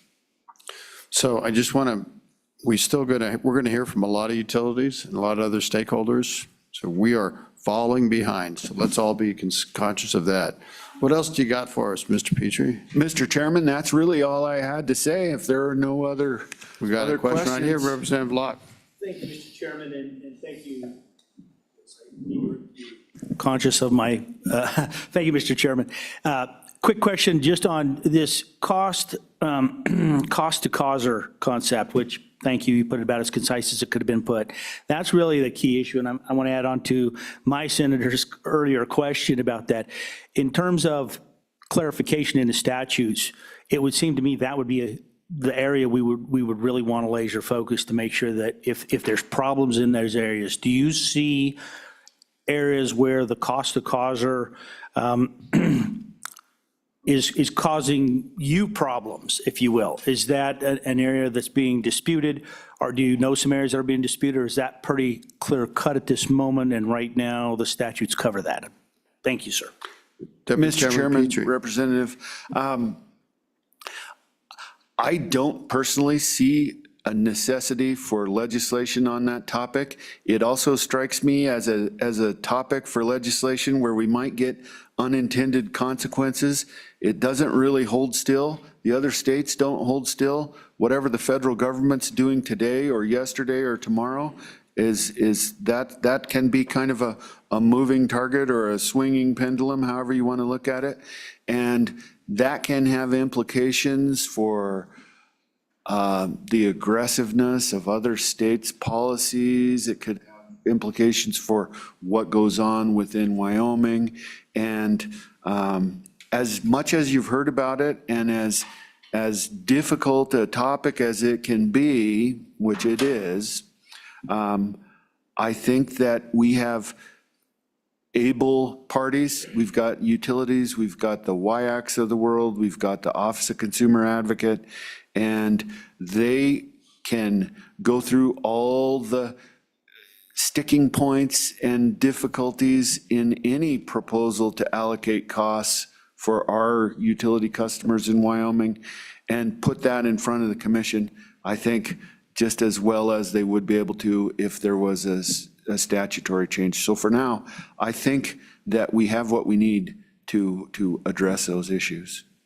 So I do want to put something on the table. This committee a couple of years ago passed a bill trying to adjust the standard by which an investment by a utility would be judged as being beneficial to Wyoming customers. Some of you were involved in working that.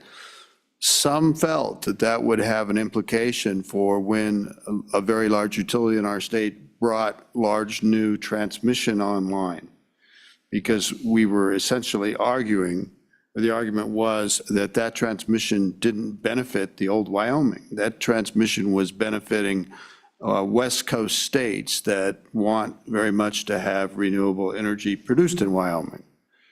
And so that, they just dealt with that issue in the past rate case, And that legislation didn't tilt the way that some of us thought it would. And so, and that's not being appealed in the case or anything like that. So I'm not sure that we agree on what this means with respect to is something used and useful or beneficial to the Wyoming ratepayers. And I'm not sure that we got what we were expecting out of that legislation that the legislature passed. So, you know, and there's no one in that rate case that's going to appeal on that issue. And I'd hope that there would be. Sorry, Mr. Petrie, that we see that one a little bit differently. Mr. Chairman, Yeah, I understand. there you go. Go ahead, Senator Dockstader. Really quick before Mr. Petrie leaves. He never leaves. Go ahead, Senator Dockstader. Mr. Petrie and the commission, ultimately then, for clarification, what is the commission's role, say, on a data center application? Got a situation where there's a request to use insatiable amounts of power, no jobs. Where does the PSC fit in with that decision-making process? Mr. Petrie. Mr. Chairman, Senator, it depends on what type of a project this is. If it's the utility, it would typically be the utility coming to the commission for some kind of infrastructure upgrades. They're going to be needing to build a substation, perhaps additional transmission. Some sort of upgrade is going to be necessary almost anywhere on any of the systems in Wyoming for something that's truly big. And so that would be our most obvious role, and that would involve the usual basic considerations about how it's going to be paid for and who's going to pay for it, and whether it is whether it's liable to cause any problems for any other customers of the proposing utility or anybody else. And that would be the most likely sort of posture it would come to the commission in. It could also come as a complaint if there's a big customer like a data center who doesn't think that they're getting what the utility is obligated to provide, that the treatment is not just, it's not a just and reasonable rate, so to speak, then we could see it in that kind of context. But I think those are the two basic functions that the commission would serve there. And in the latter, it would be up to the commission to determine whether the utility was living up to its obligations and offering terms and providing the opportunity to its new would-be customer that were fair and reasonable and in line with what they have been obligated to do under the tariffs that they've previously proposed and had approved by the commission. Thank you, Mr. Chairman. Go ahead. I said thank you. Thank you, Senator Dockstader. Thank you very much, Mr. Petrie. And by the way, everybody, the legislation I was talking about was Senate File 20 in 1924. It was called Electricity Rates for Costs That Do Not Benefit Wyoming. You might take a look at that bill. I think it was in 2024. Yeah, it was during the budget session. It was an interim committee bill. Thank you very much, Mr. Petrie. Thank you, Mr. Burbridge. Mr. Ornelius, our consumer advocate, welcome. Good morning. Thank you, Chairman, members of the committee. My name is Anthony Ornelas. I'm the administrator of the Wyoming Office of Consumer Advocate, and I greatly appreciate the opportunity to speak on this important issue in order to provide a little perspective on the interest and perhaps goals of the OCA in this process and how to best serve hyperscale data center loads or even other large industrial loads that are considering either expanding or perhaps locating their businesses within the state of Wyoming.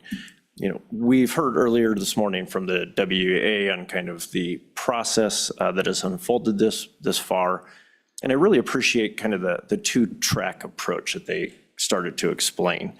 One, looking at the existing toolbox, I guess is what I would call it, of existing regulatory policies, procedures, tariff options that are available to meet these type of load requests, and then also an option for, innovative or new steps such as non-utility generating procedures. For those that may not know, I'd like to quickly start with just a little bit of background on the OCA. We are an independent division of the Public Service Commission, and we are statutorily tasked and have a little bit of a unique perspective in that we advocate in favor of the interest of all utility customers across the state of Wyoming. So this includes current hyperscale data center customers, which we do have in the state of Wyoming, prospective hyperscale customers, as well as all other classes down to the smallest residential rate class.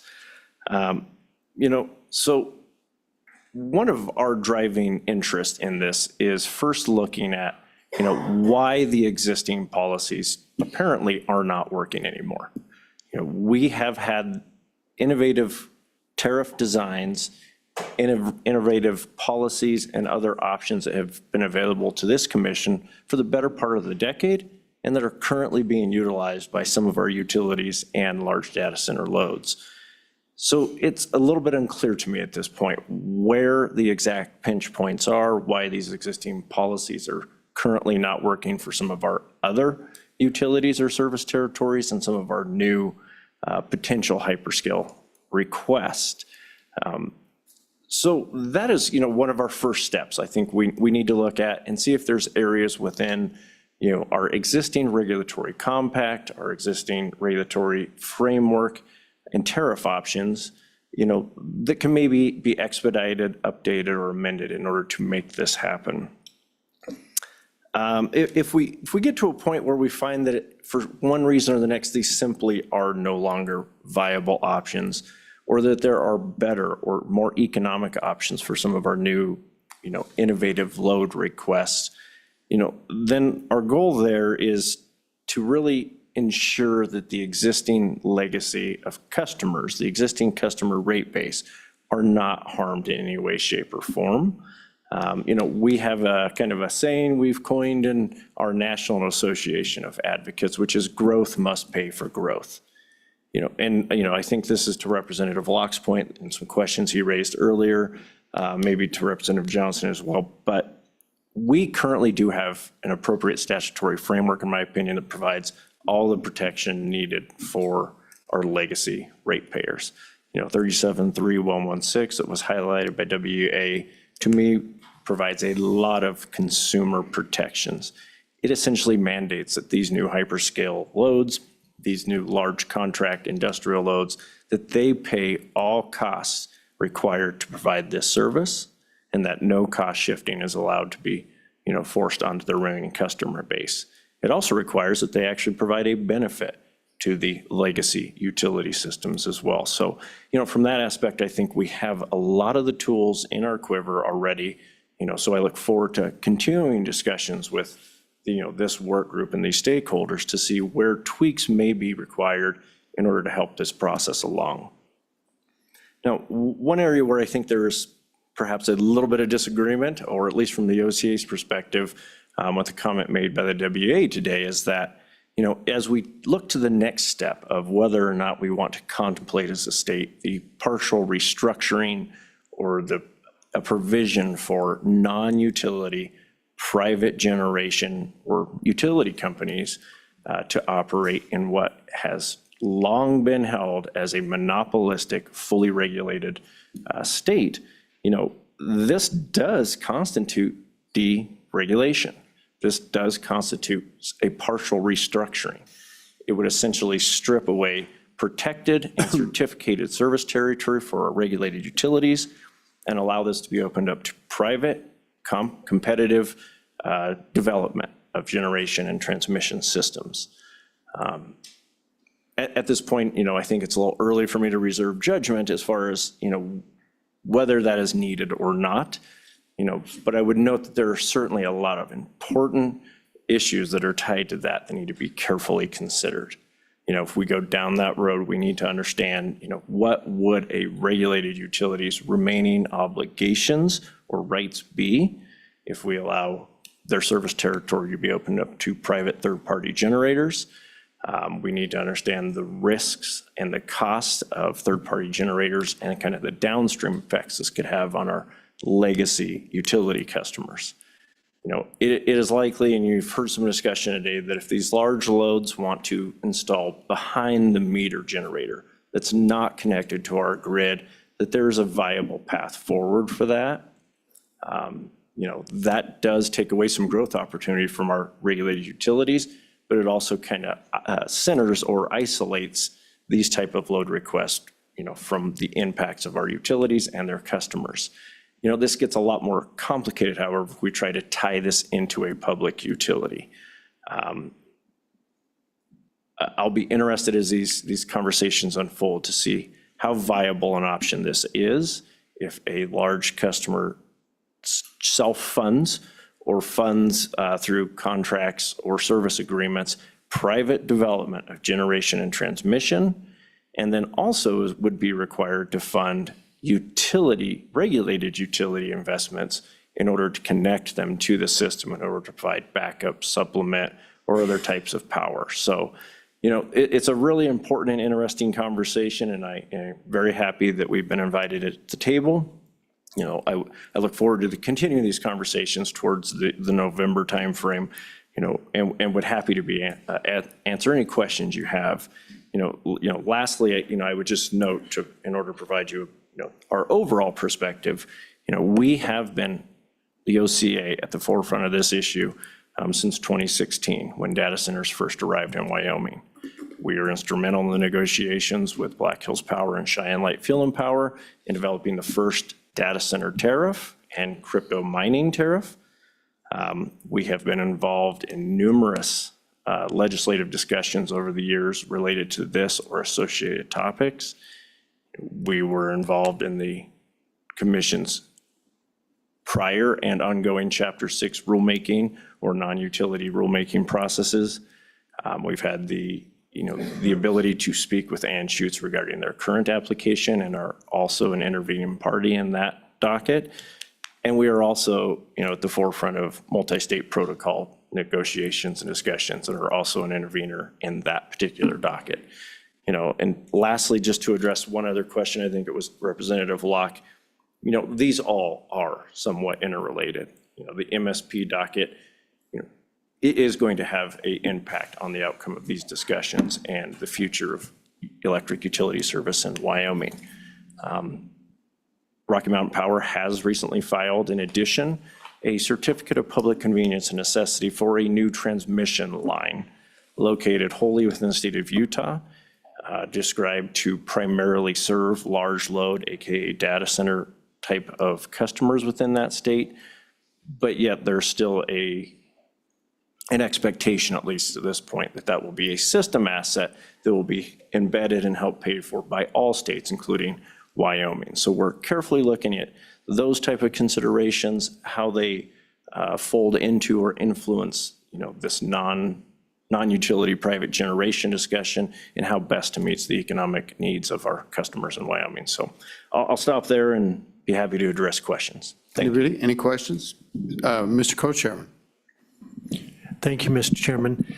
So do you see this, we're kind of at the beginning of this wave, I would say, of AI data centers and the power needed to produce. How chaotic can this get very quickly? Because you basically have a regulated monopoly, and beside it, you have massive amounts of new generation coming in, and that may not be even dictated. It may be wind, solar, it may be nuclear, it may be something else. Where does Wyoming start to lose that grip? Because there's only so many customers, there's only so many end users. And so when you start bringing in that kind of load, eventually it's going to affect every region and overall the state's typical legacy way of regulating. Mr. O'Neill. Chairman, Representative Knapp, thank you for that question. I think it really is, I think the term you used is how chaotic could this get? Certainly it's evolving, certainly the interest and for these type of loads is expanding and it is accelerating.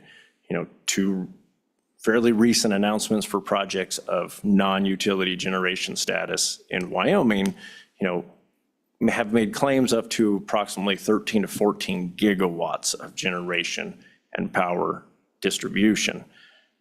Again, put that in reference to Rocky Mountain Power of, 1,200 to 1,300 megawatts for the entire state of Wyoming. We're talking 10-fold type of load growth.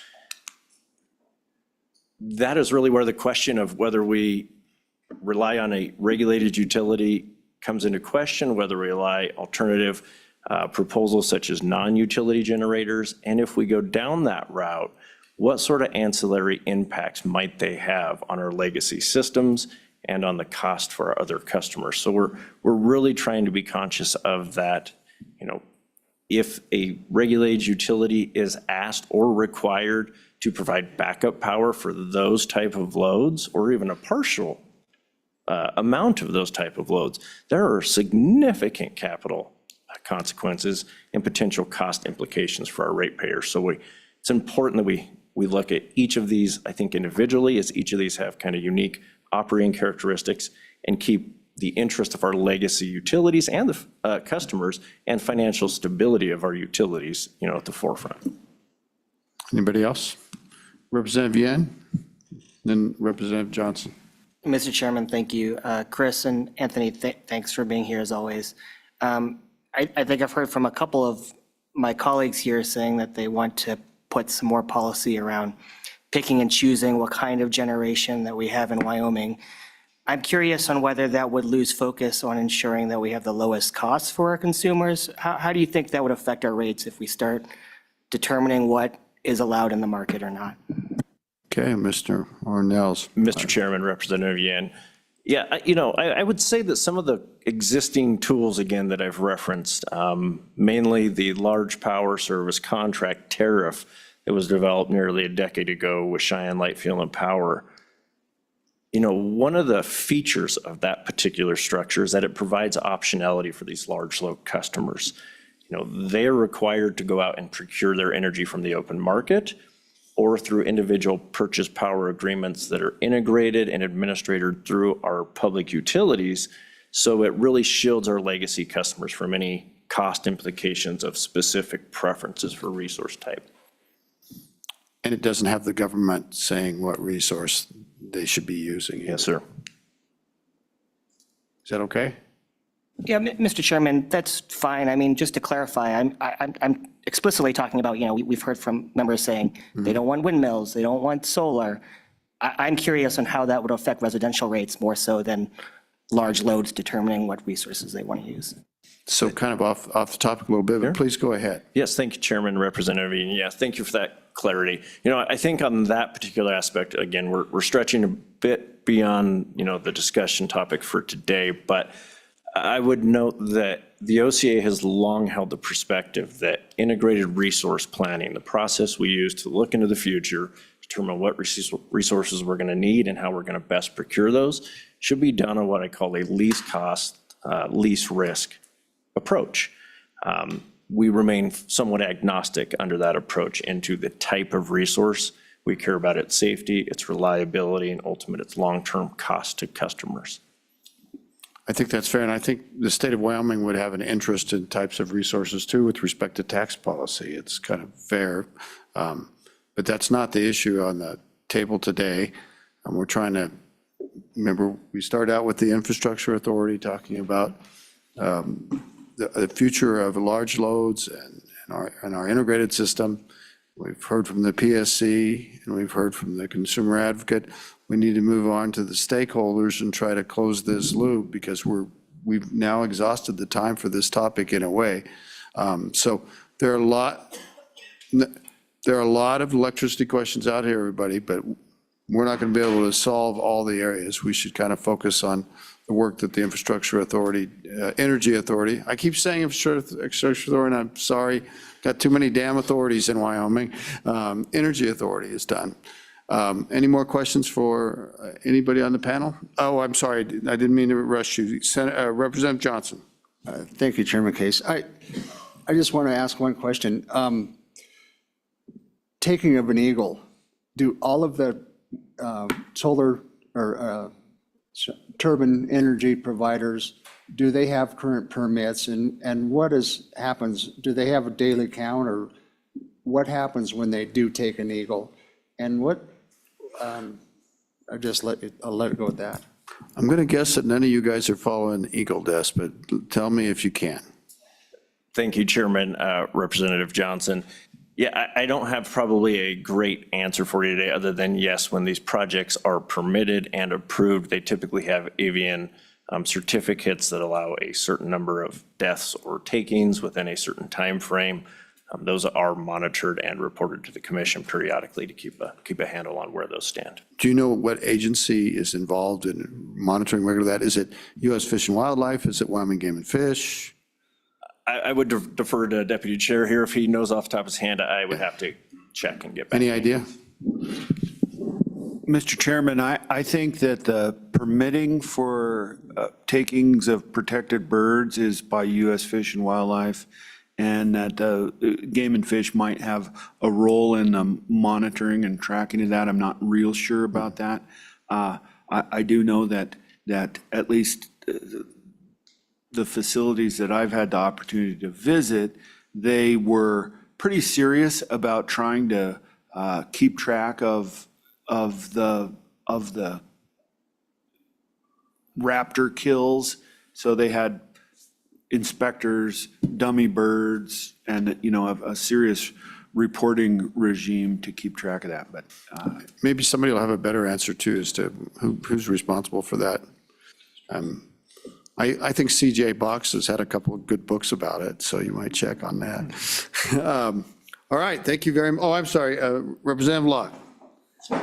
Thank you, Mr. Chairman. I'll be very quick. It's really not a question. I just want to thank you for the clarification, because I think this MSP and this specific case you brought up is a good example of the point I was trying to get to, where do we have our weaknesses and where are we running into potential deviations to that whole, the cost goes to the causer.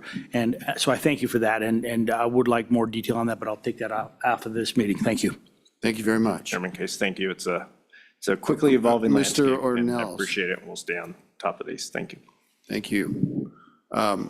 Anybody else? All right, let's hear from some other folks that are interested in this.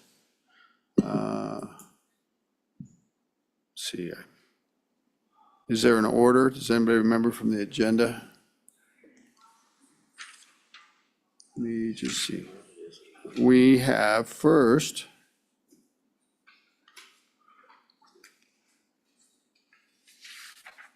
stakeholders. It's kind of generic. Who's?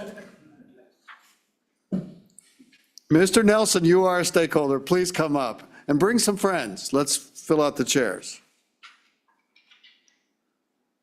Who thinks they're a friend of Mr. Nelson's?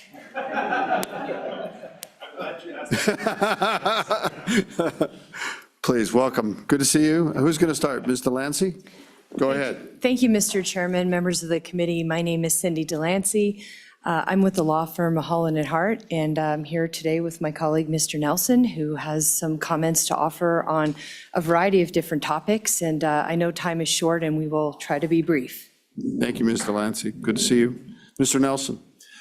Thank you, Mr. Chairman, members of the committee. As Mr. Delancey said, Thor Nelson, also of the law firm Holland & Hart, here today on behalf of the Wyoming Industrial Energy Consumers. I will also say I have been outed this morning by Ms. Fornstrom, as I am also counsel for the Anschutz Corporation. I am not here on their behalf today, but to the extent the committee has questions, certainly happy to entertain questions from the committee. But my presentation is from the perspective of WIAC this morning. In that context, just for the committee's understanding, WIAC is an association of 19 different companies in the state of Wyoming who collectively consume roughly half of the electricity sold by Rocky Mountain Power today, although, as we've talked about, that's all changing into the future, so I may have to update my statistics as new data centers come online. But we're a key player. We represent a coalition that includes oil and gas companies, mining companies, chemical companies, manufacturing companies, all throughout Rocky Mountain Power's service territory here in Wyoming. And I first would like to thank the committee and thank the Wyoming Energy Authority for your work, and in particular WEA's work on these important questions. We think these are critical things for the state of Wyoming and are greatly appreciative of the work that has been done, the work that is continuing to be done, and the opportunity that WIAC has had to engage in the process and offer suggestions, comments, and questions to the WEA. In that context, I just want to speak quickly to the three different topics that were raised by WEA and that are the subject of the conversation here today. First, and most simply, as it relates to the question of serving new large loads, I am in agreement, we are in agreement with what Ms. Fornstrom said earlier, that largely this issue has been addressed through individual processes that have been created by Rocky Mountain Power, in that instance through a settlement that was reached with WIAC, OCA, and other participants in the last rate case about how large load contracts would be handled in order to ensure, as the prior speakers have said, that those contracts are done fairly and do not burden existing customers with costs that are not reasonable. And so there's a process for Rocky Mountain Power in place. Black Hills probably has the best established process in the state of Wyoming, and they have examples that they've used in terms of how this has been done. So we are in agreement with WEA. I think that that process is moving well. We are open to and have been open to discussions about whether or not through commission action that should be made more consistent across the state. But from a practical perspective, from a legislative perspective, we don't think that there needs to be any further legislation on that topic, and the legislation that was already done to create large load contracts, I think, is working well, and so that's our thought on that. We do have, however, significant thoughts on what has been called the third-party or non-utility generation front, and have been working actively with the WEA and other stakeholders on that topic in particular. And I think I maybe just want to provide some context, because you listen to the speakers and you listen to what's happening, and you may have some questions about why is this the problem? And I'll offer up from my perspective, which is the WIAC perspective, of what's going on here. So the challenge is this. In Wyoming, we operate in a world where there are regulated monopoly utilities. And this is a little bit, I think, to the question that Representative Johnson raised earlier about why are we even here? What are we talking about? And there's an important distinction from what Deputy Chairman Petrie said that I want to offer. It is absolutely clear in Wyoming that if an entity owns their own generation resource and self-generates, that's 100% allowed. Always has been, hopefully always will be. There are a large number of large industrial customers in Wyoming who have their own generation resources and who use those for the benefit of their operations. And so to the extent a data center wants to do that and build its own power plant to go with it, that's no problem. The problem is data centers aren't in the business of building power plants. What they want to do is they want to contract with someone else to build the power plant and operate the power plant for them. I think that's legal in Wyoming, and that's the subject of the rulemakings that have been discussed. That's the subject of the Anschutz petition that's been discussed. The utilities disagree with that. The utilities say, if you data center don't build it yourself, if you have somebody else build it and sell you that electricity, even just to that single customer, that person is a public utility and violates the exclusive service territory of the utility, and that cannot occur. And that the only person other than the entity itself who is allowed to sell them electricity is the utility. And so that's where this challenge lies. And there are a number of other states who have adopted the position that a data center who wants to come in and contract with somebody else to build a power plant to serve them is totally okay. And I can tell you from my personal experience doing this in 7 different states in the West, it's a lot easier to do this in states like Montana and New Mexico than it is here in Wyoming, because those states don't have that issue, or the laws have been set so that it's clear that they can do that.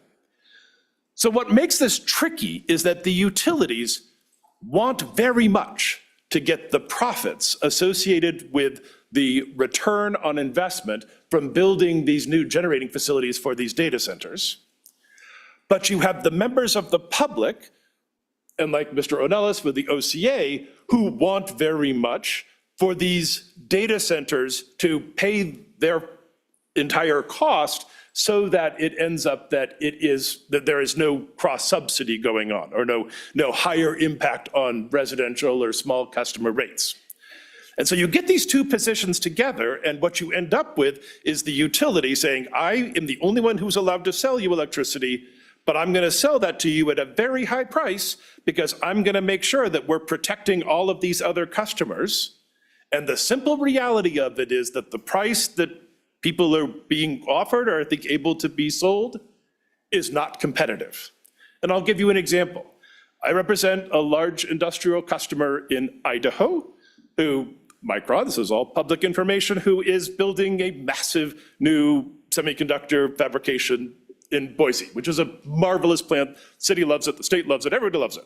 But it needs about 500 megawatts of generation. A contract was done and it was agreed to between the entity and the utility. However, customers have intervened at the Idaho Commission and said, and in this case, irrigation customers, legacy farming customers in Idaho, saying that contract is not high priced enough and it's going to shift cost onto us. And the expert analyst for the irrigation pumpers said that the Micron contract should be priced for generation at $187 a megawatt. Now, I put this into context because the going price for a natural gas-fired generator is about $40 to $45 a megawatt. Okay? So the farmers in Idaho are saying, charge Micron $187 a megawatt for that power. That way we are safe. And so put yourself in the position of the large customer. Okay, now they are at the mercy of the Public Utility Commission with the advocates from the farming community, and what the price is that they're going to pay, that's going to be up to the commission. I'm going to schlep on over to Boise in a few months and make some arguments about that, but that's up to the commission. Now, in contrast, if the system were set up such that a new customer, instead of going to the commission and facing arguments about what sort of price they have to pay in order to satisfy the no harm kind of standard, if the idea was, look, instead, why don't I contract with a power generation company? They'll build a project for me, located on my site. At that point, I have a clear price with a contract I can negotiate that's not subject to public utility or commission or public review. And that now I can much more easily do business. That's the issue that's going on here. And the practical reality is that the states who allow those sorts of developments more operational flexibility to engage in self-help, those are the states where these projects are going to more simply. So that's, for me, the fundamental dynamic and the fundamental challenge. And there is an open question. I mean, I suppose the question becomes, do you want this sort of development in Wyoming? Do you want data centers? Do you want industrial customers who grow? Do you want industrial customers who put more load on the system? If you do, and if you want the natural gas-fired generation that goes with that, the nuclear generation that goes with that, the renewable generation that goes with that, depending on what the customers want, if you want that, creating a process where that optionality exists is hugely helpful. So from that perspective, that's kind of the focus of WIAC's perspective, and I'll conclude with this sort of statement. WIAC represents existing customers who are, just so we're all clear, very concerned about impacts on the rates that existing customers pay from new loads coming on, whether they're new industrial loads from expanding oil and gas fields, new manufacturing loads, or new data center loads. We are concerned about that. And that is one of the reasons why our sort of policy recommendation is let those folks do it themselves. Don't force them all to go into the utility model where we have all of these challenges inherent in that. And if you let them do it themselves, you have a lot more flexibility, optionality, and the existing customers can be protected all at the same time. Now, I get just so we're all clear going back to the beginning, what that does is it potentially reduces the return to utility shareholders because they may not be able to compete to make this sort of investment. I don't represent them, so I'm okay with that, but that's the issue that you have to face, and that's the issue that we have to deal with. Now, having said all of that, obviously happy to answer any questions. WIAC continues to work with the process to try to promote this kind of optionality to the maximum extent possible. We think that there are creative things that existing customers and new customers in Wyoming are dying to do, given the opportunity and the regulatory flexibility to do that. And so we just encourage the commission along those lines and encourage the legislature along those lines. Last but not least, having nothing to do with the topic today, but I do want to mention for good Senator Case, I wanted you to know that in the last rate case, WIAC specifically made recommendations to the commission that certain investments and costs be disallowed based on the law that that the legislature passed in 2024. Now, ultimately, that case was settled, and so there's no line of sight from whether those arguments directly resulted in the settlement, but I just want to assure you that we appreciated that law and we used that law in making our recommendations to the commission. Thank you, Mr. Chairman. I have no further comments. Happy to answer any questions the committee may have. Thank you, Mr. Nelson. Always entertaining. Got getting a whole bunch from down there, so let's start with Yen and then we'll go to Johnson. Mr. Chairman, thank you. Mr. Nelson, so I assume this will be part of the discussion that the Energy Authority is going to try to facilitate, but are there thoughts on the type of thresholds you would prefer? The qualifiers, I think, was in their presentation of like number of customers or a megawatt threshold that you think WIAC will try to advocate for as an exemption to being a public utility for these third-party generators. Mr. Nelson. Does that make sense? I can clarify if necessary. Senator Case, Representative Yin, yes, that absolutely makes sense.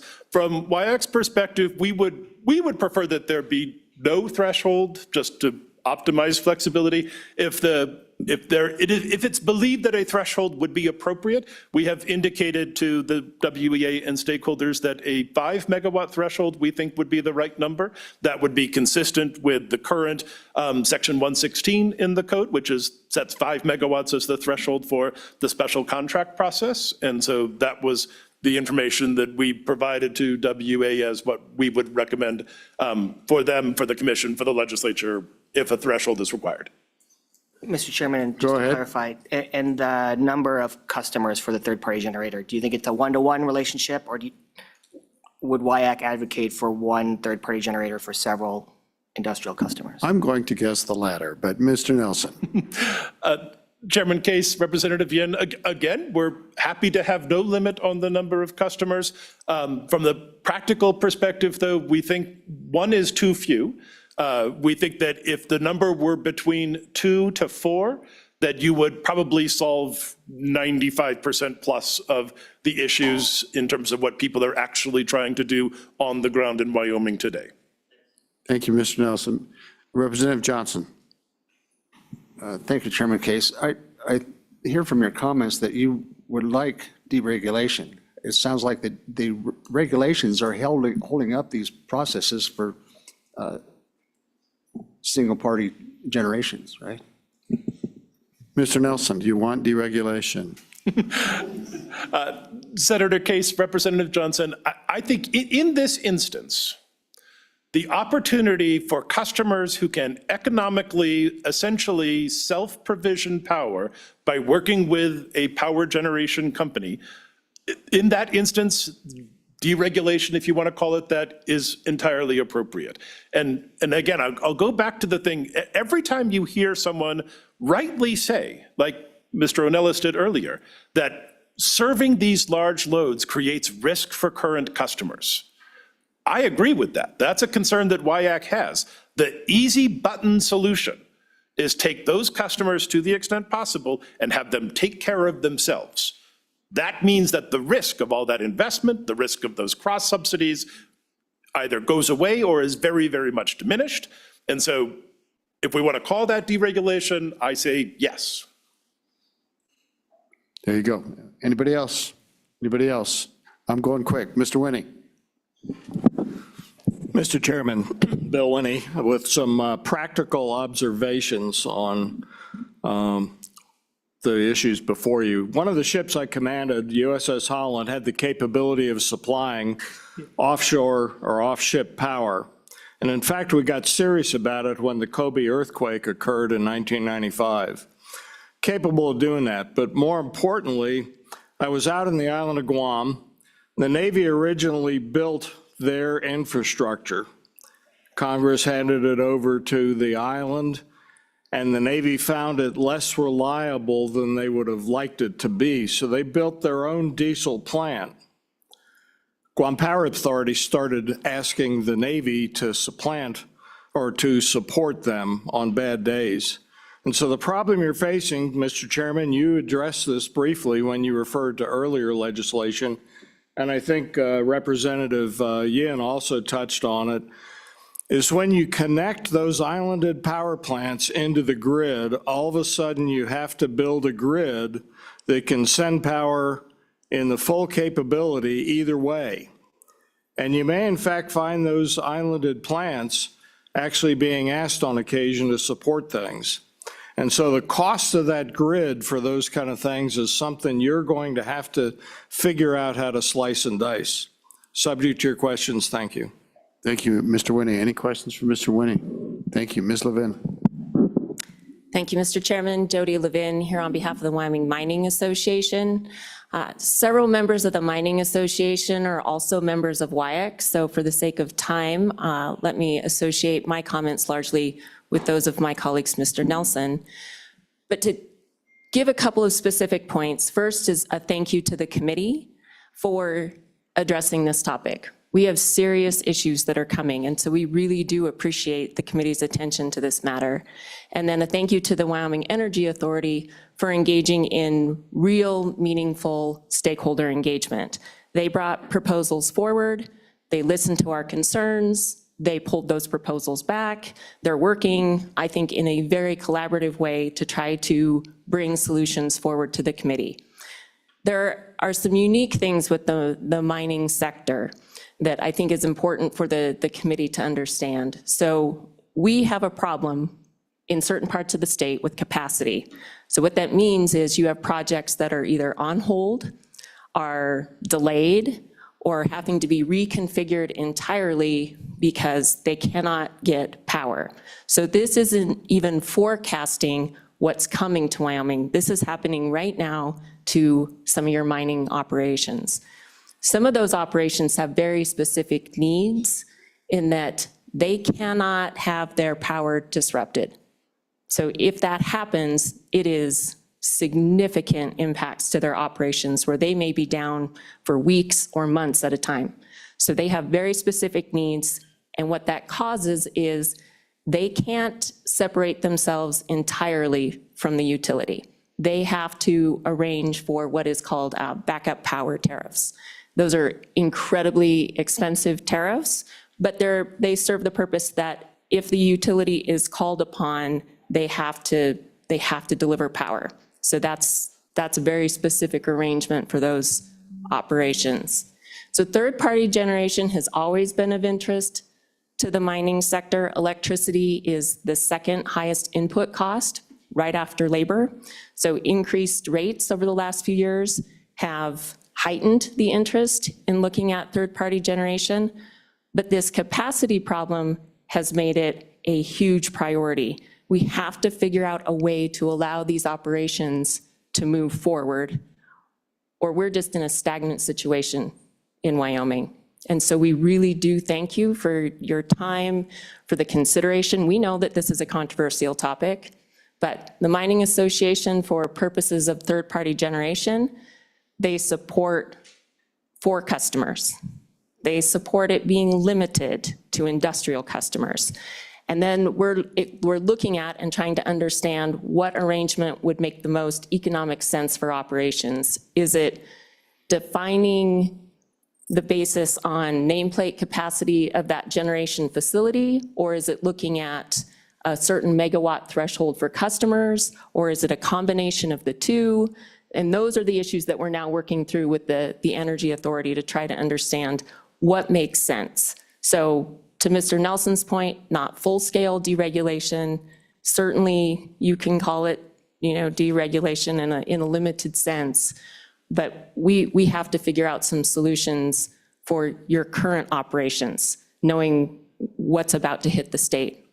So we thank you. Thank you, Ms. Levin. Questions for Ms. Levin? Questions? Any questions? Thank you all. Thanks, Thank you Mr. all. Chairman. Let's have the next wave.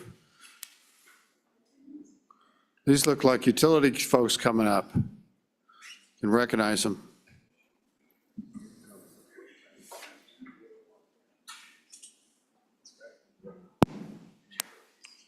Who's going to start?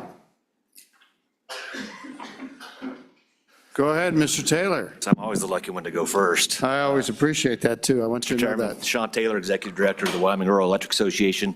Just a little refresher, we represent 14 distribution cooperatives across the state of Wyoming, as well as 4. Let's keep the noise down in the back of the room, you guys, if you don't mind. Go ahead, Mr. Taylor, I'm sorry. That's all right, as well as 4 generation and transmission cooperatives that provide wholesale power to our distribution co-ops. The co-ops own those generation and transmission cooperatives. I just want to make sure that that's clear. Our owners, our customers own the co-ops. This is a little different than the other utilities at the table here, and we are not for profit. So there's a couple distinctions, which is why sometimes we do come up and say, just exempt the co-ops, because we're different. And we have had this discussion with the Energy Authority. I do want to say I appreciate what the Energy Authority has been doing and pulling everybody together. I think the next meeting where we have everybody in the room will hopefully bear some fruit. Because right now where we are, we're not there yet. And so I was happy that the Energy Authority agreed not to provide anything today, so we have a little bit more time before your November meeting. I kind of am calling an audible on what I'm going to talk about, given everything that everybody else has talked about, and I'll try and make this as quick as possible. Earlier, it was mentioned that when a utility can't serve a load, then third parties should be allowed. We have never said no. The co-ops have never said no to a customer that's come and asked us for power. We've given them our rate schedule, which is approved by the Public Service Commission, our line extension policy, which is approved by the Public Service Commission. And if they walk away, but we're not telling them no. Unfortunately, what they do, and I say these are probably more like speculators, not the actual end user, right? They're going out shopping for this. But what they end up doing once we give them the information that they need, and if they don't like it, they come and complain to you all and your colleagues. And we get painted with the broad brush of the utilities are saying no, and we're shutting down businesses. That is not the case. And they also would have authority to complain to the public service. Absolutely, and it was mentioned, Mr. Chairman, that In your there's case, not I been mean, one for complaint co-ops. yet. Yeah. On third party, I just don't know how a third party entity could come into Wyoming, build something, generate electricity and sell electricity to 1 or 2 customers or multiple customers and not be considered a utility and not be held to the same standards by FERC, by NERC, sorry for the alphabet soup, what's NERC, the National Electric Reliability Council, the Federal Energy Regulatory Commission, all these regulations that every other utility has to abide by. What I would rather us be talking about as a state is partnering with the existing utilities and these large loads.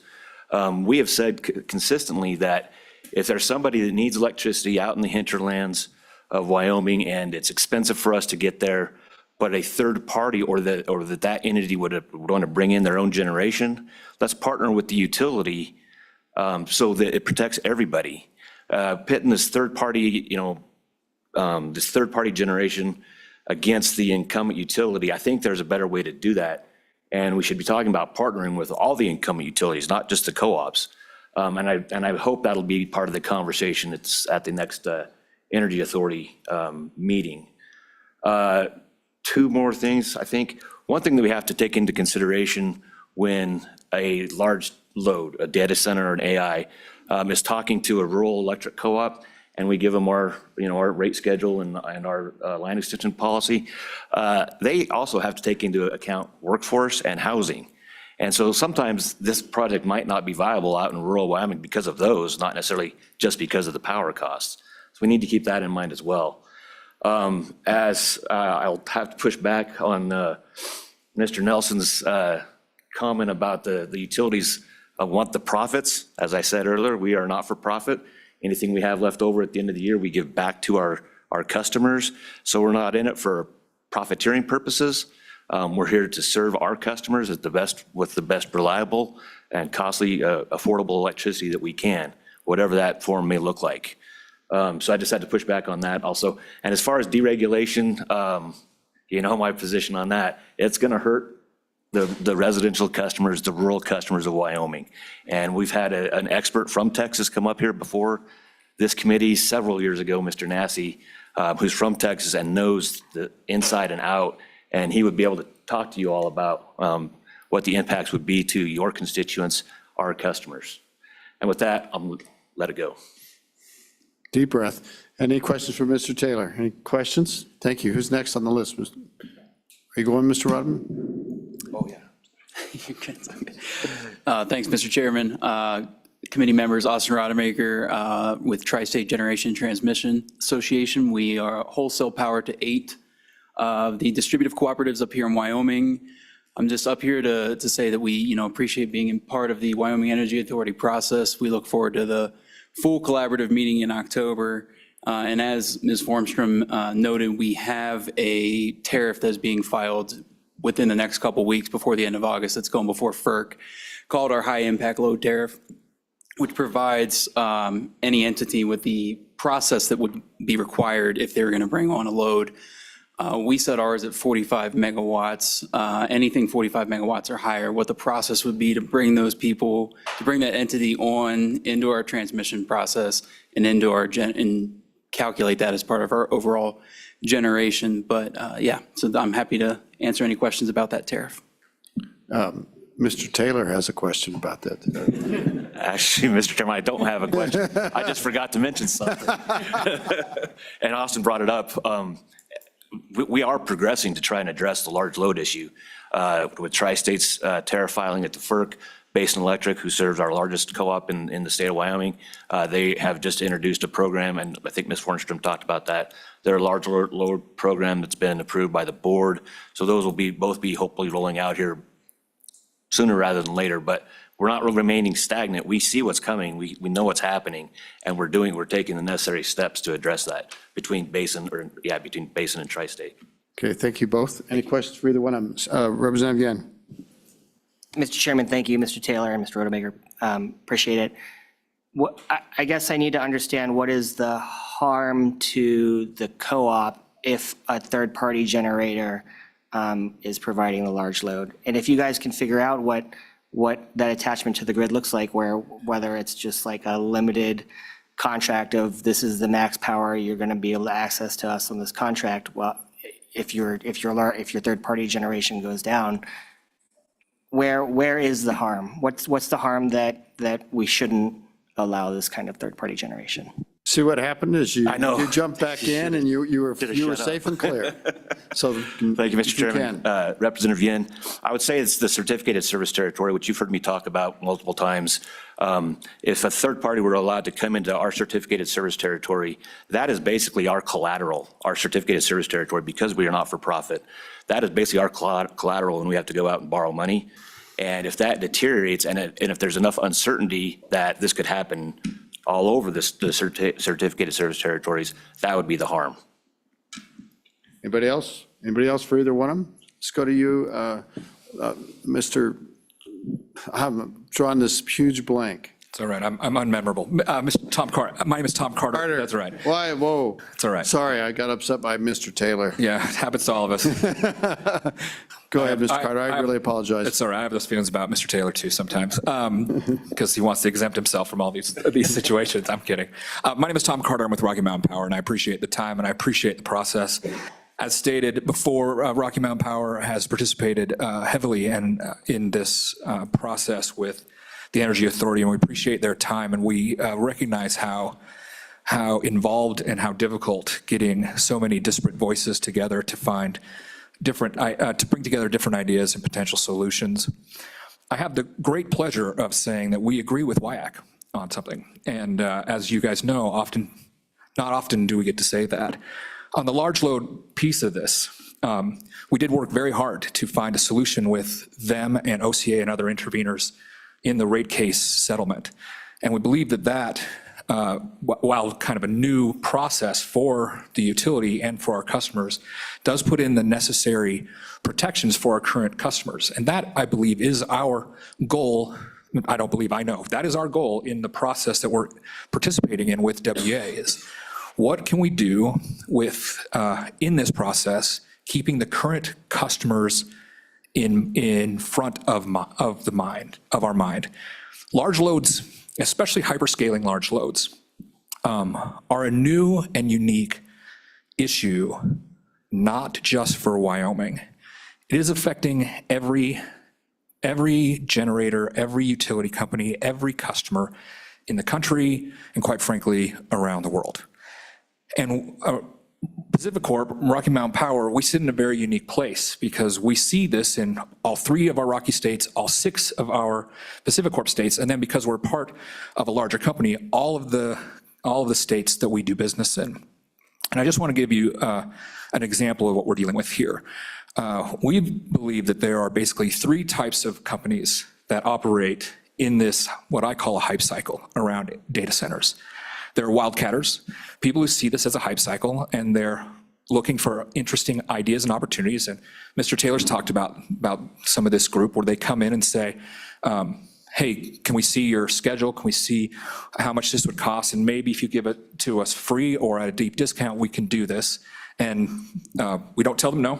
We tell them, here are the opportunities. And then they're like, no, forget it. Or they go and try and find a political solution. The second group is a very sophisticated group, and that's the developer community. And they know how to develop land, they know how to develop ideas, they know how to work through these kinds of processes.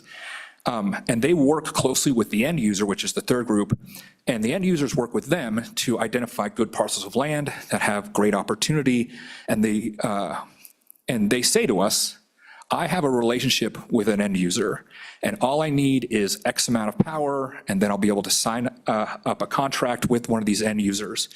And we provide them with the information, we provide them with the schedule or how much it would cost, and to the point, with this idea that the cost will follow the cost causer, and they understand that as well. And they are looking for different angles and possibilities and potentials for what they believe is the end user. But then there's the third group, and it's the end user, it's the hyperscaler, it's the actual data center. And there are about 6 or 7 different companies that are in this business. And they're calling the tune.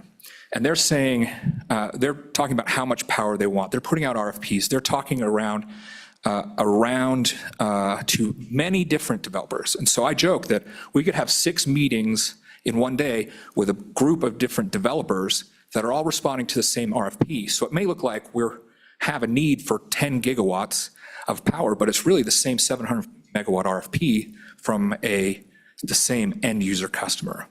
What we're hearing from the end user customer is very different, though. They're saying, look, we're using the developer for a number of reasons, including they would like the power on their balance sheets, they can focus on the chips. Like, that's what they're interested in. They're interested in the data, they're interested in the chips. But they also know that the technology is going to advance. And so they're talking about longer lead times. They're concerned about stranded assets. They talk about wanting to be connected to the grid because of the hardness of the grid and not wanting to have their own generation. And we've heard that from other people in this meeting today. Additionally, they are saying we want to be connected to Representative Johnson's point because we might need a diverse generation mix as well. And that is beneficial for them. But these are all 3 different messages, and it becomes difficult and interesting at times for the utilities to respond. Additionally, as Mr. Taylor has expressed, all of us utilities serve different areas in the state, and each area has its own benefits and burdens when it comes to providing service to a new hyperscaling large load. And I'm going to tell you a story, an experience we had about 4 months ago, where we were meeting with one of these end users, one of these big data companies, and said to them, we'd be interested, we have the ability to potentially co-locate you next to our DJ power plant. That would give you a aggressive ramp rate that you're looking at and put you in a position to do the things that you're talking about doing. And they said, well, that's really interesting. Where is that? And for all intents and purposes, to make it easy for them, we said, that's close to Casper. And then they said, cool, where's that? And so then we pulled out maps, had conversations, and they opened up their phones in this meeting. They opened up their phones and did a Google map search to see how far that was from Denver International Airport. And they closed their phones and said, we don't want to be that far from that airport. We were able to give them a good price and good power, firm power, at a ramp rate they were looking for. And they said no. We're not saying no. Oftentimes, electricity is being used as shorthand for infrastructure. And there's more infrastructure at play. And we're happy, and we've talked in these meetings with the WA about what else is there that we could be offering companies and organizations to come to Wyoming and site in Wyoming, because we believe in Wyoming. We've been in Wyoming for 100 years, and we want to continue to advance Wyoming. We've been selling this idea of Wyoming to data centers for at least 2 years with this similar idea. Now, one final thing, and we know this with our current customers, that energy and the cost of energy and the price of electricity is a difficult proposition for them. But I will say that we don't necessarily agree that there is a constraint when it comes to supply. We believe and we know that there are other constraints. There are other constraints that we are all facing right now. Those constraints may be due to transmission and wires. There's constraints due to supply chain. There's constraints due to development where it comes to upgrades. Those are the constraints. So we very much disagree, especially in a state like Wyoming, where we have so many very good, very strong, very adapt power plants, that there is not a generation supply problem. There are concerns around other infrastructure that we are working on, that we will continue to work on, and some of that has to do with continual issues around supply chain that is not unique to my business, that I believe some of your businesses are still experiencing as well.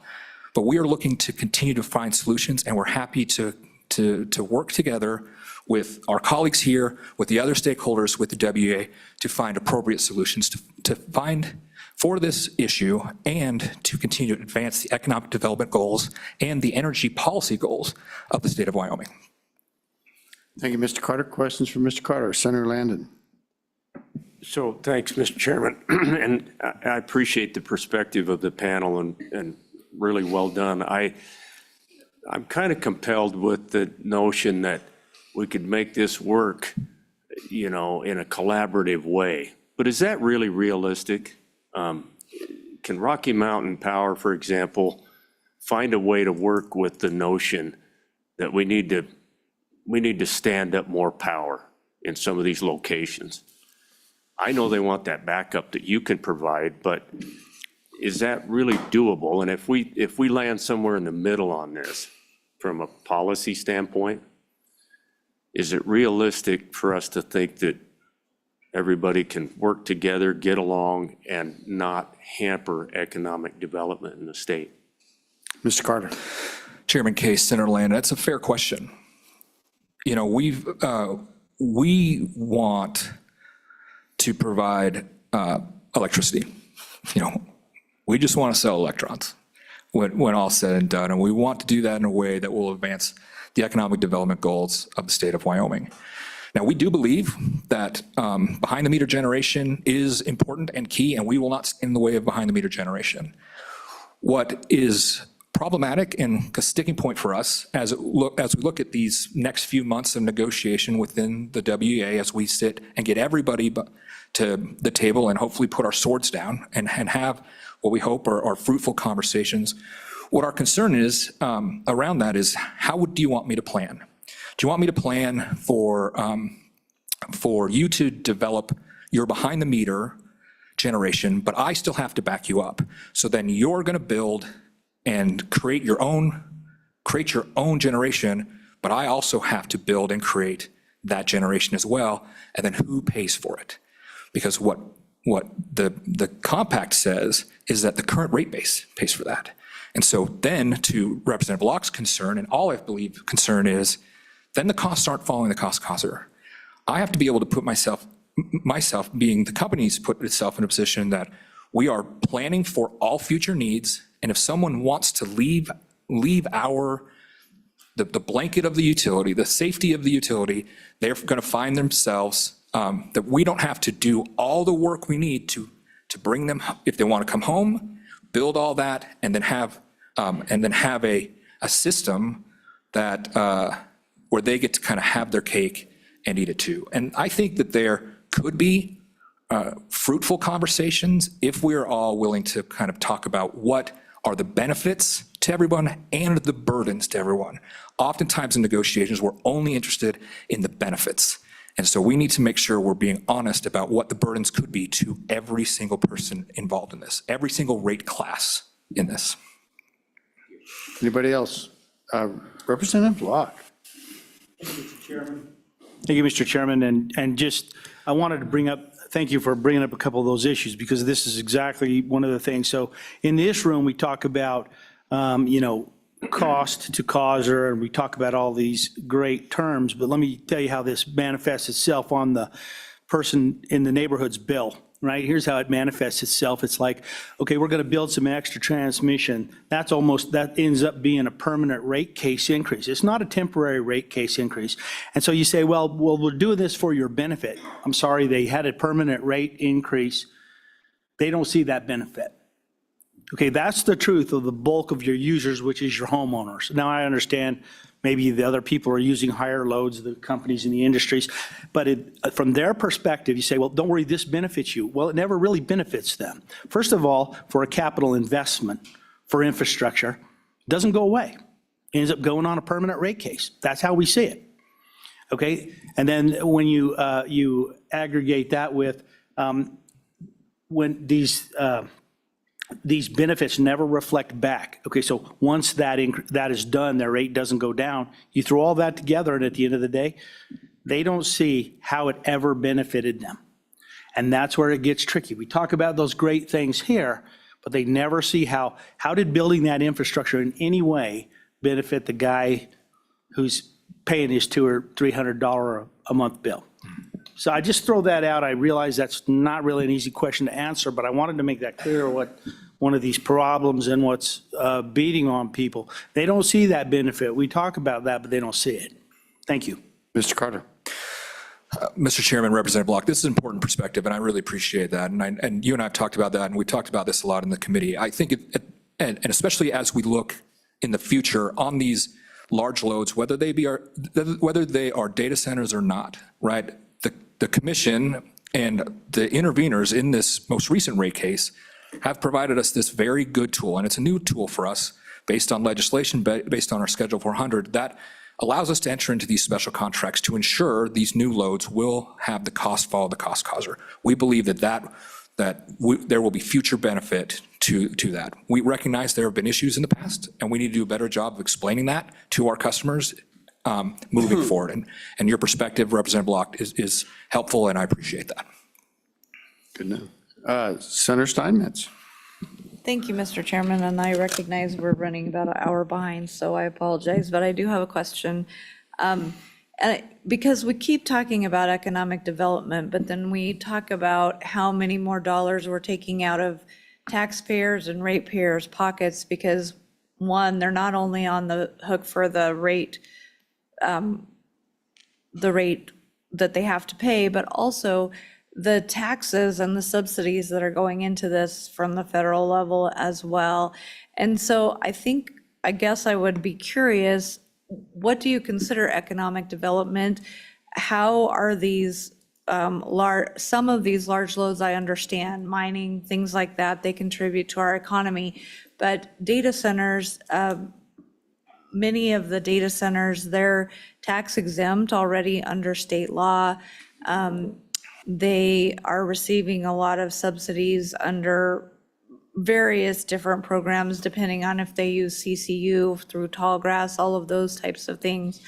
And so, but we're taking money basically out of constituents and consumers' pockets to pay for higher rates and through their taxes. And so what do you consider economic development, and how do you weigh how money is actually spent in an economy?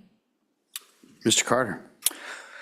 Mr. Chairman, Senator Steinmetz, that's a good question and a difficult question to answer, because as a utility company, we're going to serve every load that comes to us, right? And that is, but when we look at economic development, right, and I'm not an economic development expert. I'm just a guy that works at a utility, but I will say that I think that's a question that the state needs to answer for themselves. Do they want to have these types of loads? Do they want to have be the place where AI data centers come? But I do know that the state does believe in extraction. I think extraction has an economic development value to the state. I believe that very strongly, because not only does it create jobs, but it also helps my business immensely.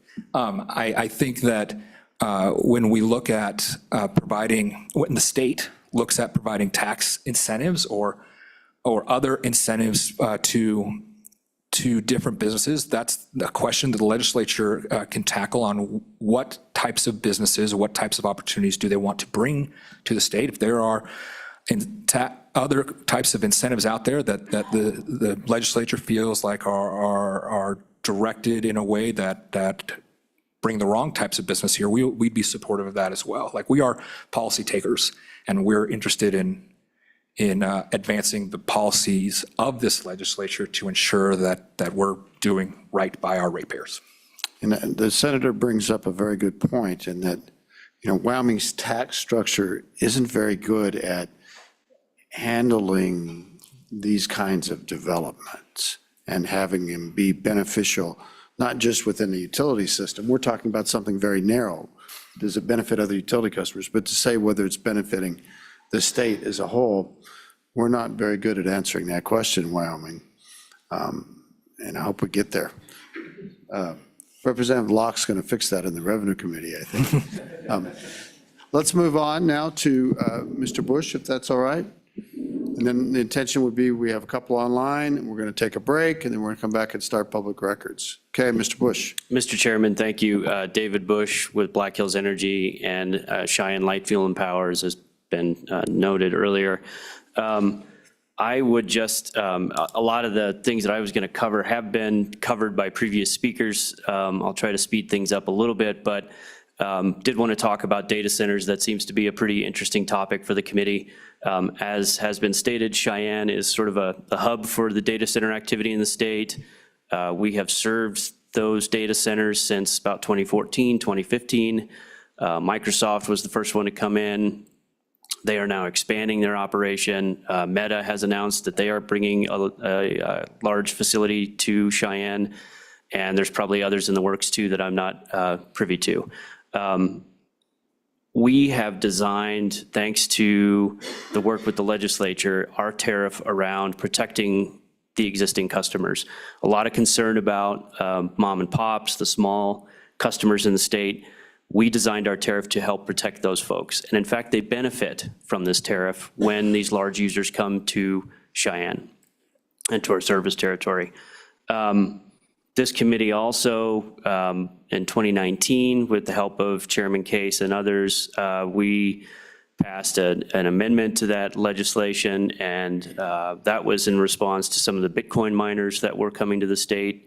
This legislature spent a lot of time reforming and advancing Bitcoin blockchain legislation to attract those folks to the state, and they were knocking on our door nonstop looking for power. We had issues with how they wanted the power and how quickly they wanted the power. So this legislative fix and tariff fix helped us to advance bringing those folks to the state. Again, it protects our existing customers, and it also benefits those customers. And the way they do that is we have, I'll start with the blockchain folks. They come in and they say, we need 100 megawatts. We say, okay, we can do that. Here's how much it's going to cost. to build out the infrastructure to your facility. They say, okay, sounds good. It's interruptible service as well. We set that out at the very beginning. We can turn them off at a moment's notice. All their power comes from the market. We don't build generation unless they want it built and will pay for it. We don't take our existing generation and use that to serve their load. They pay a credit for each megawatt that they use that benefits the rest of the utility base. So this year, approximately, the numbers aren't in, but we're looking at hopefully about $500,000 credit that'll be spread out amongst our existing customers. That helps those customers' rates stay low. Rates right now can be very volatile, shall we say. The legislature did a good job in passing wildfire legislation last year to help us control some of the insurance costs. Supply chain is still an issue, manufacturing is still an issue, the cost of steel, all that goes into building power lines is going up. We also work with those customers, the blockchain interruptible service tariff customers, to ensure that when they come in, they fully understand how this process is going to work. We are not in the business of hurting our other customers. We want to help bring them in if the community wants them. And as was stated earlier, a lot of these data centers that are being built, it's on private land. It's private landowners contracting with Microsoft, Meta, whoever they are, to bring these folks in.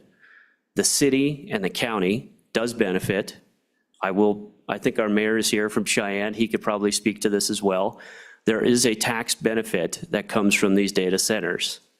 They have a sales tax exemption with the equipment, which is an enticement to get them to come here. That was also part of the 2014 package that brought Microsoft to the state. They weren't coming before then. There's about 23 or 4 states that have competitive tax and other incentives to bring data centers to their states. Those are the states that get those data centers. Now, the benefit comes from, there is job creation. They're high-paying jobs, generally speaking. Maybe they're only 50 jobs or something like that, but they are, generally speaking, higher-paying jobs. I know this legislature has seen reports in the past that sometimes we bring in big companies with lots of jobs, but those folks are still, burden probably isn't the right term, but I can't think of anything else right now, a burden on the system. And I think, Mr. Chairman, when you were maybe chairman of the Revenue Committee, that was one of the things that, a report that was discussed. So the data centers have been good customers for us. They've been good, I think, neighbors in Cheyenne. I serve on some community boards with folks that work at Microsoft and some of the other places. They are coming in and participating in the community. With those large data centers, under the large power contract service tariff that we have, same thing. They're ring fence. Their power comes from the market. They do take some of our generation, baseload generation, at a minimal amount. That's part of the tariff. That helps customers as well because they're helping to pay for the generation that other customers are using. However, the primary amount or the bulk of their power comes from the market. So we're not building generation to serve those loads unless they want it built and they're going to pay for it. That's, again, how we protect our customers. Same thing with the credits that are built in, and they help pay for some of the transmission costs. There's been discussion around how much transmission is needed and how much we have power generation here in the state, but we need transmission to get that power out of the state and get it to customers in other places.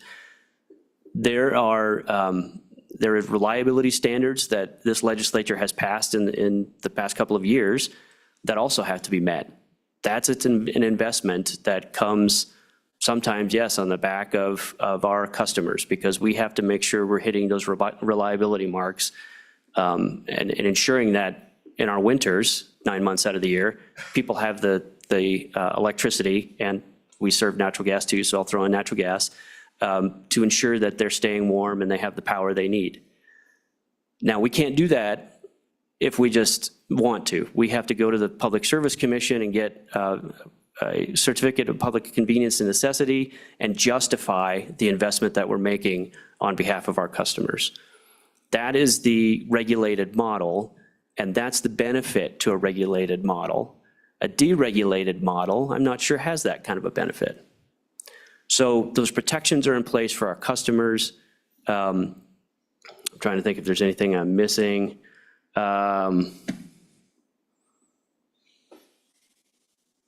I was on a roll there, and then I got sidetracked, Mr. Chairman. It was Anyway, longer than I expected it was going to be. data centers, good. Regulated utility model, good. Third-party generation, not so good. Deregulation, generally speaking, is not good for most customers. Most deregulated states are the more expensive states in the markets that you'll see. And what else are we talking about? Oh, large electric loads. Not to toot our own horn, but I think we at Black Hills Energy have done a really good job of bringing those loads to the community. The community is supportive of having them there, and we are benefiting our customers and protecting those customers as well. Thank you, Mr. Bush. Questions for Mr. Bush? Thank you very much. Any questions online or who's online or who's else in the room? Nobody else in the room? Let's go. Yes, ma'am.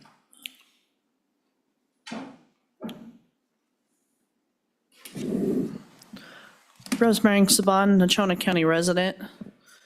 I'll try to keep this really brief here. After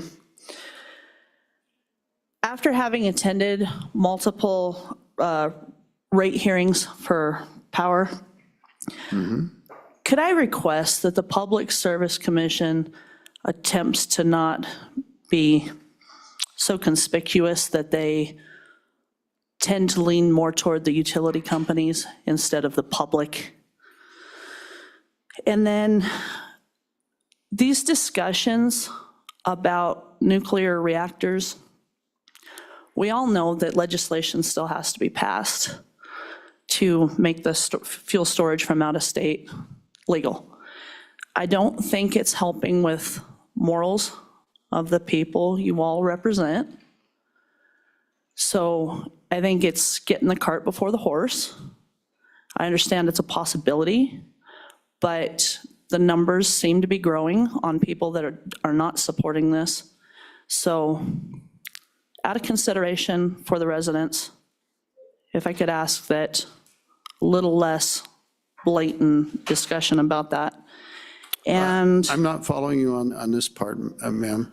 we're talking about nuclear reactors in every scope of politics these days, like it's a done deal. So this is a hearing on the energy authorities trying to figure out how we're serving new loads. It was mentioned in here again that that's a possibility for the future for energy. And being mentioned, I don't think is helping the morals of the residents. Okay. And then I do support, Mr. Chairman, Representative Johnson, I think he mentioned it, that separating out the green energy part of this with the wind turbines and everything, that maybe there could be an additional rate incurred on those. Is kind of how it came across to me. I would stand with that. And I have a concern about these jobs that we're promoting that only employ 50 people. 50 people, high-paying jobs, that's not a lot. And common sense, I guess, if you've got higher-paying jobs coming into an area, you're just, essentially all you're doing is raising the poverty level and competing with small business. So I would ask that you don't forget about small businesses that have long time been established and make up Wyoming. That's what I would ask. And ma'am, your last name again? Saban, C-Z-A-B-A-N. And could you say it for me again? I'm so sorry. C as in Charlie, Yeah. Z as in zebra, Uh-huh. A as in alpha, B as in Bravo, A as in alpha, N. I just kind of want you to say Nobody. it again. Saban. Saban, okay. Saban. Questions for Ms. Saban? Any questions? Thank you, ma'am. Thank you. Anybody else in the room? Anybody else online? Let's have Mr. Laycock.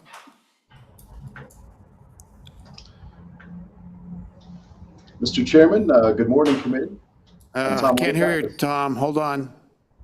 We see your lips moving, but you're not talking. Mr. Laycock, All right. Sir, do you have me yet? we got you. Go ahead. Okay, thank you. Good morning, committee. I'm Tom Laycock, Associate State Director for AARP Wyoming, a membership organization for those age 50 and over. As you're well aware of our work for around utility cases over the past 3 years, AARP Wyoming advocates on behalf of our members on the topic of affordable utilities. Currently, we are concerned that the cost of building and maintaining large load customers, such as data centers, may rise demand and ultimately price for electricity that's passed on to our members. Now, we're not anti-data center. Our ultimate goal is to continue to hold existing residential customers harmless from increased costs that may be related to large load. For older adults living on fixed incomes, even a modest increase in monthly bills can strain tight budgets. Energy advocates estimate that residential electricity prices could reach a 12-year high this year. Nearly 2/3 of adults age 50 plus reported an increase in their electric bills, and at least 3 in 4 expressed concerns that costs will continue to climb, according to a recent July survey from the AARP Public Policy Institute. By 2030, industry estimates say data centers will consume as much as 12% of all U.S. electricity and could be responsible for the quintupling of annual growth in electricity demand. In some states, we've seen the increased demand result in increased use of cost of power. One projection conducted in Virginia estimated that the average residential user could see as much as a $37 per month energy bill increase by 2040. Oregon's data center use more than doubled between 2021 and 23. Incidentally, Oregon reports indicate record number of disconnections in 2023. It's our hope that we can continue to produce policy that makes sure this doesn't happen in Wyoming. Towards that front, we'd like to thank the Energy Working Group for attempting to continue to insulate our members and residential customers in Wyoming from higher costs of power brought on by projects which require large amounts of power. We've been in contact with the Energy Authority, offered our priorities, our thoughts, and think the working group is moving in the right direction. I'd like to thank the committee for their opportunity to speak, and I'd be happy to stand for any questions. Okay, questions for Mr. Laycock? Any questions? Thank you very much, Mr. Laycock. Thank you. Is there anybody else online or in the room that would like to offer public comment on this topic? Okay, I'm not seeing any. With that, committee, let's take a bit of a break, and then let's come back and let's start the records discussion, because there might be people that can't testify after lunch. I suspect we're going to have to take a lunch break in the middle of it, but we need to at least get started. So can we come back at 10 minutes after, let's make it at 11:40.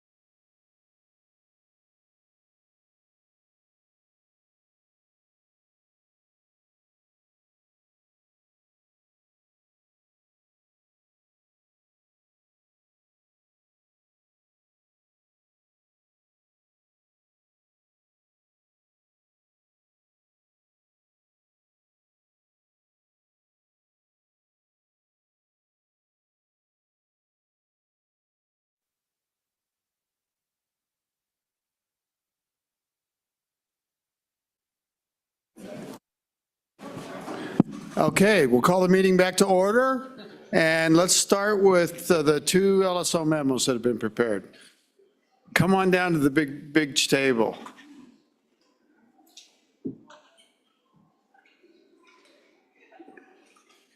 And make sure your microphone's on, Jesse. Mr. Chairman, members of the committee, let me move this a little bit closer. There we go. Alrighty, so switching up the agenda just a bit and bringing these public records and public meetings. And you got to introduce yourself. This is I'm great. new. Hello, everyone. Jessie Schaefer, research analyst with LSO. And thank you, Mr. Chairman, for letting me combine the memos. So Thanks for doing it. the first memo we'll go over is Material 3-05 on the meeting materials online and is titled Survey of Public Meetings Laws in Wyoming and Neighboring States. So to kick this off, there was a Public Records Act memo that was presented at the May meeting, and the committee requested that a public meetings memo be constructed in a similar form. So that's the goal today. The first point to start with, I thought it might be helpful to just do a brief overview of the Wyoming Public Meetings Act, a little refresher here. So to get into that, the Wyoming Public Meetings Act was first enacted in 1973 and has been amended since, and describes three main meeting types. You have your regular meetings, or meetings that are held over regular intervals over the course of a year. You have special meetings, or meetings that are called when necessary. And you have emergency meetings that are regarding a serious immediate concern. So a couple definitions to go over. A meeting under the Wyoming Public Meetings Act is essentially an assembly of a quorum of a governing body of an agency, which has been created by law to conduct public business and takes action on said public business. And then to get into that definition, the governing body of an agency broadly means that it's an entity of the state, county, municipality, or other political subdivision that was created by law to carry out public business, but does not include the judiciary, the legislature, the consensus revenue estimating group, or the investment funds committee. Public notice of open meetings is required, but at different times based on the type of meeting that's being held, and minutes are also required to be taken.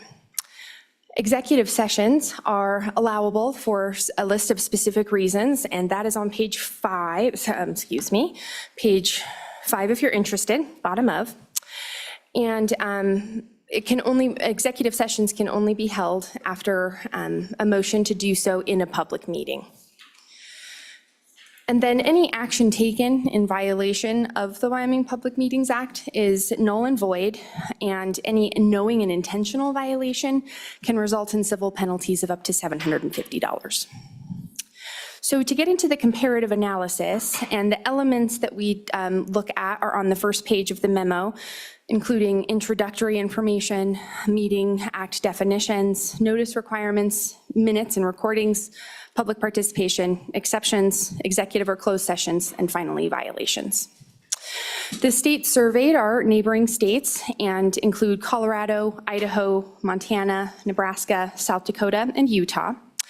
And all of these states' Public Meetings or Open Meetings Act have been enacted between 1955 and 1975 and have all been amended since. As far as the definition of meeting in all of these state laws go, it differs on a specificity level, but the common theme is essentially a gathering to conduct public business.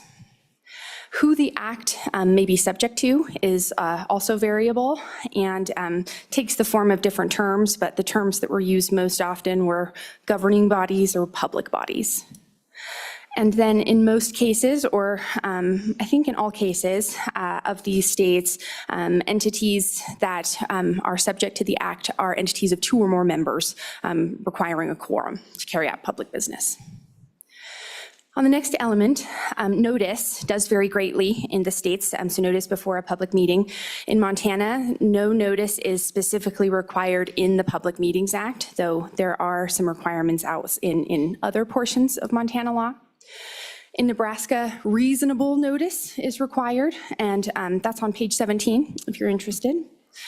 Colorado, South Dakota, and Utah all require at least 24 hours notice before the commencement of a meeting. And Idaho requires at least 5 days before the commencement of a meeting. They usually do require notice to be online on the public body or governing body's website, and many do require notice to be put in newspapers of general circulation, or in some cases are actually posted at the location where the meeting will be held in that time frame. And let's see here, minutes are generally required, but what to do with them after they are recorded varies. So in Colorado and Wyoming specifically, minutes are required to be taken, but if there's no action taken at the meeting, those minutes are not required to be published in any form. In Idaho, Nebraska, and Utah, those Public Meetings Acts explicitly state that those minutes are subject to the Public Records Act of each state. Now, that's not to say that all minutes included in all states are not subject or are subject to public meetings laws, but, public records laws, but that was explicit in those states. And then in Montana, Utah, and Wyoming, minutes taken of executive sessions, which are still required, are not subject to any public records laws, well, except by court order. Public participation is a huge aspect of all of these laws and can take many forms. Let's see here. It can take the form of codified rights to provide public comment, like in Nebraska, South Dakota, and Utah. In Montana, South Dakota, and Utah, attendees of public meetings are absolutely allowed to record the proceedings as long as they're not disruptive. And then in Nebraska and Wyoming, public members who are attending these meetings are not required to provide their name or any information about themselves as a condition of attending that meeting. Most exceptions to public meetings laws revolved around what entities were not subject to the act. And in 4 states, Idaho, Wyoming, Utah, and Nebraska, a good example is that judicial entities would not be subject. Of all surveyed states, they include reasons an entity may be able to go into executive session, and thought it was interesting, the variability. Montana only has 3 reasons why a public body may enter into an executive session, whereas Utah has 23 reasons, and 7 of those are required. As soon as you start talking about them, an executive session is required. As far as violations go, Nebraska, South Dakota, and Utah do consider violations to be criminal misdemeanors. Colorado, Montana, Nebraska, and Utah allow courts to award attorney's fees and costs if there's harm. And then in Idaho and Wyoming, civil penalties may be imposed. Idaho is based on a tiered system, depending on the violation, from $250 to $2,500. That about sums up this memo, but the main point that I wanted to make is that this state survey do not vary greatly as far as the Public Meetings Act go, and many did have similar intent as far as public participation in public business being the way to go. I think that was well done. You want to hear both memos and then get questions, or you want to take them one at a time? Would that be all right? It might speed things up. Would you do the second memo? Absolutely. Okay, then questions are available for both, okay? Great, go ahead. The second research product is 3-01 in your meeting materials online, and is titled Civil Penalties Imposed for Violations of the Public Records Act and the Public Meetings Act in Wyoming. So this fact sheet was developed based on a question at the May meeting as to whether civil penalties have ever been imposed. And I wanted to provide a little bit of context insofar as what the actual statutory language was for violations of both acts. So in the Public Records Act, knowing and intentional violations of that act, an individual may be liable, or an organization may be liable for a penalty not to exceed $750 and must be recovered in a civil action. And then the court may also award nominal fees or nominal costs. Nominal damages. There you go. The Wyoming Public Meetings Act, there's a knowing and intentional violation, and that may be liable for a civil penalty of up to $750 as well. And what was interesting here, if there was any other criminal doings in a public meeting, Title VI, the Crimes and Offenses Statute in Wyoming, does control. So you can throw out that civil penalty and use that criminal.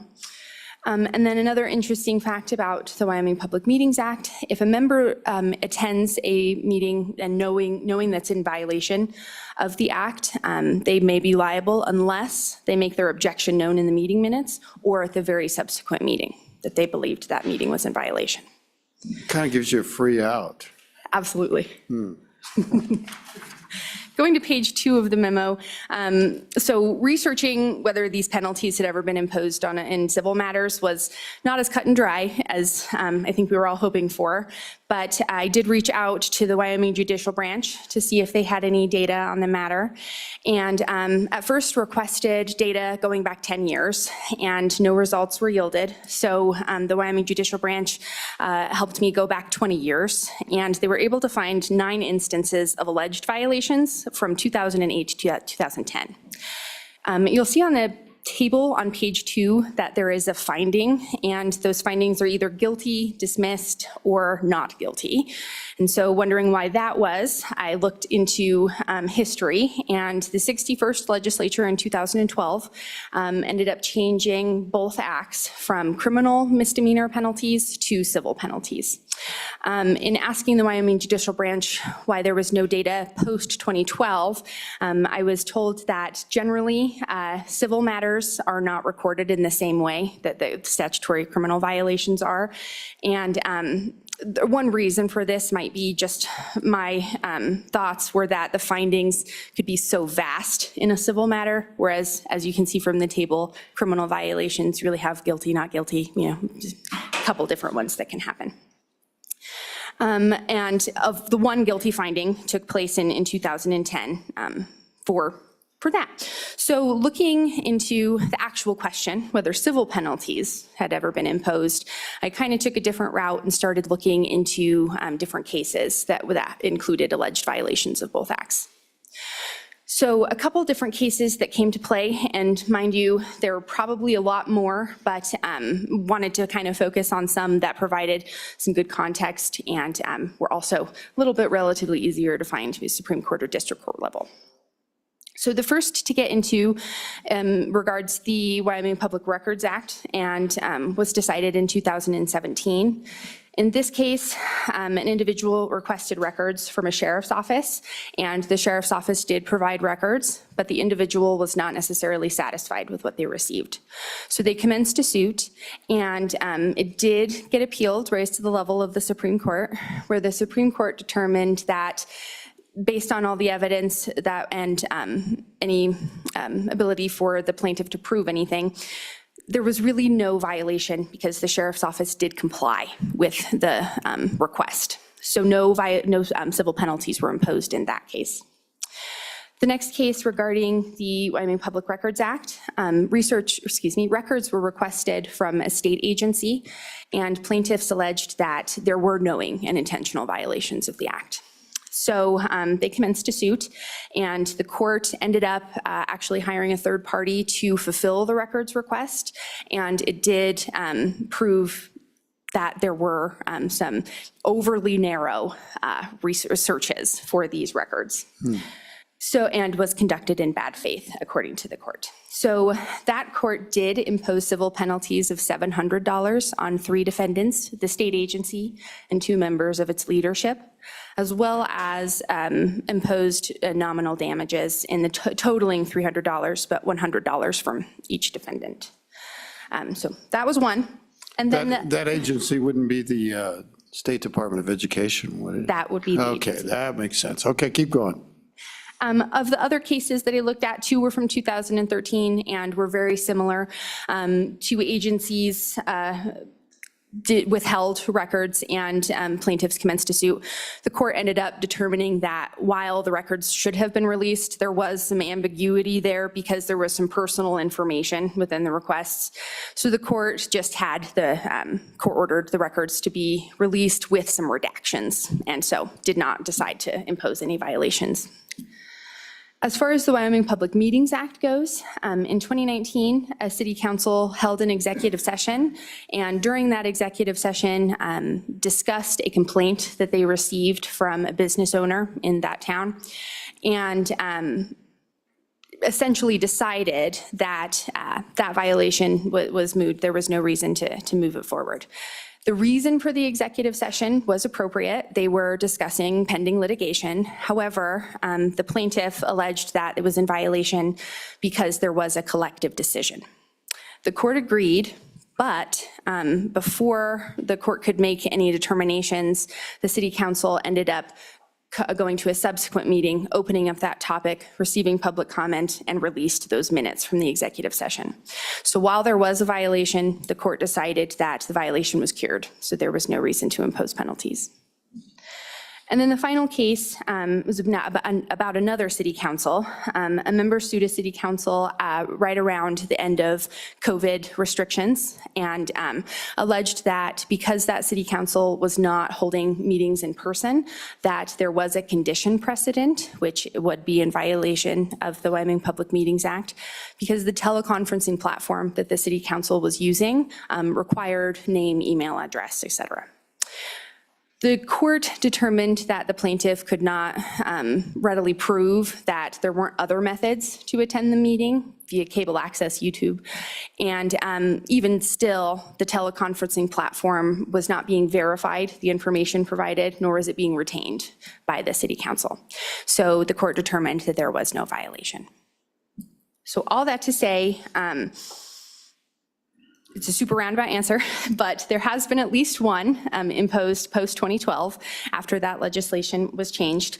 And it was because there was, the plaintiff was able to prove that there was a knowing and intentional violation of the act. This legislation after 2012 does allow citizens to commence civil suits when any harm is perceived. So that about wraps up that one, and I'm happy to answer questions for either memo. Thank you very much, Ms. Schaefer. Who's on start? Let's go with you, Representative Lucas. Thank you, Mr. Chairman. Jesse, we appreciate the work you've done on this. Thank you very much. Just a quick question. Do you know if other states allow recordings of judicial proceedings? Ms. Schaefer, if you can. Absolutely, Mr. Chairman, Representative Lucas. That did not necessarily arise in my research, though there are states that do require judicial proceedings to be part of the Public Meetings Act. I would have to go through, don't want to waste anybody's time, but I will let you know after I review this if I'm able to find anything, if that's all right. That'd be great, thank you. Senator Landon. Just real quickly, Mr. Chairman, thank you. I too really appreciate the research. Thank you for that. I want to take you to the first memo. Since we will consider escalation of the penalties in legislation this afternoon, what does it mean when you say action taken in violation of public or open meetings law is either automatically void or voidable by a court of competent jurisdiction?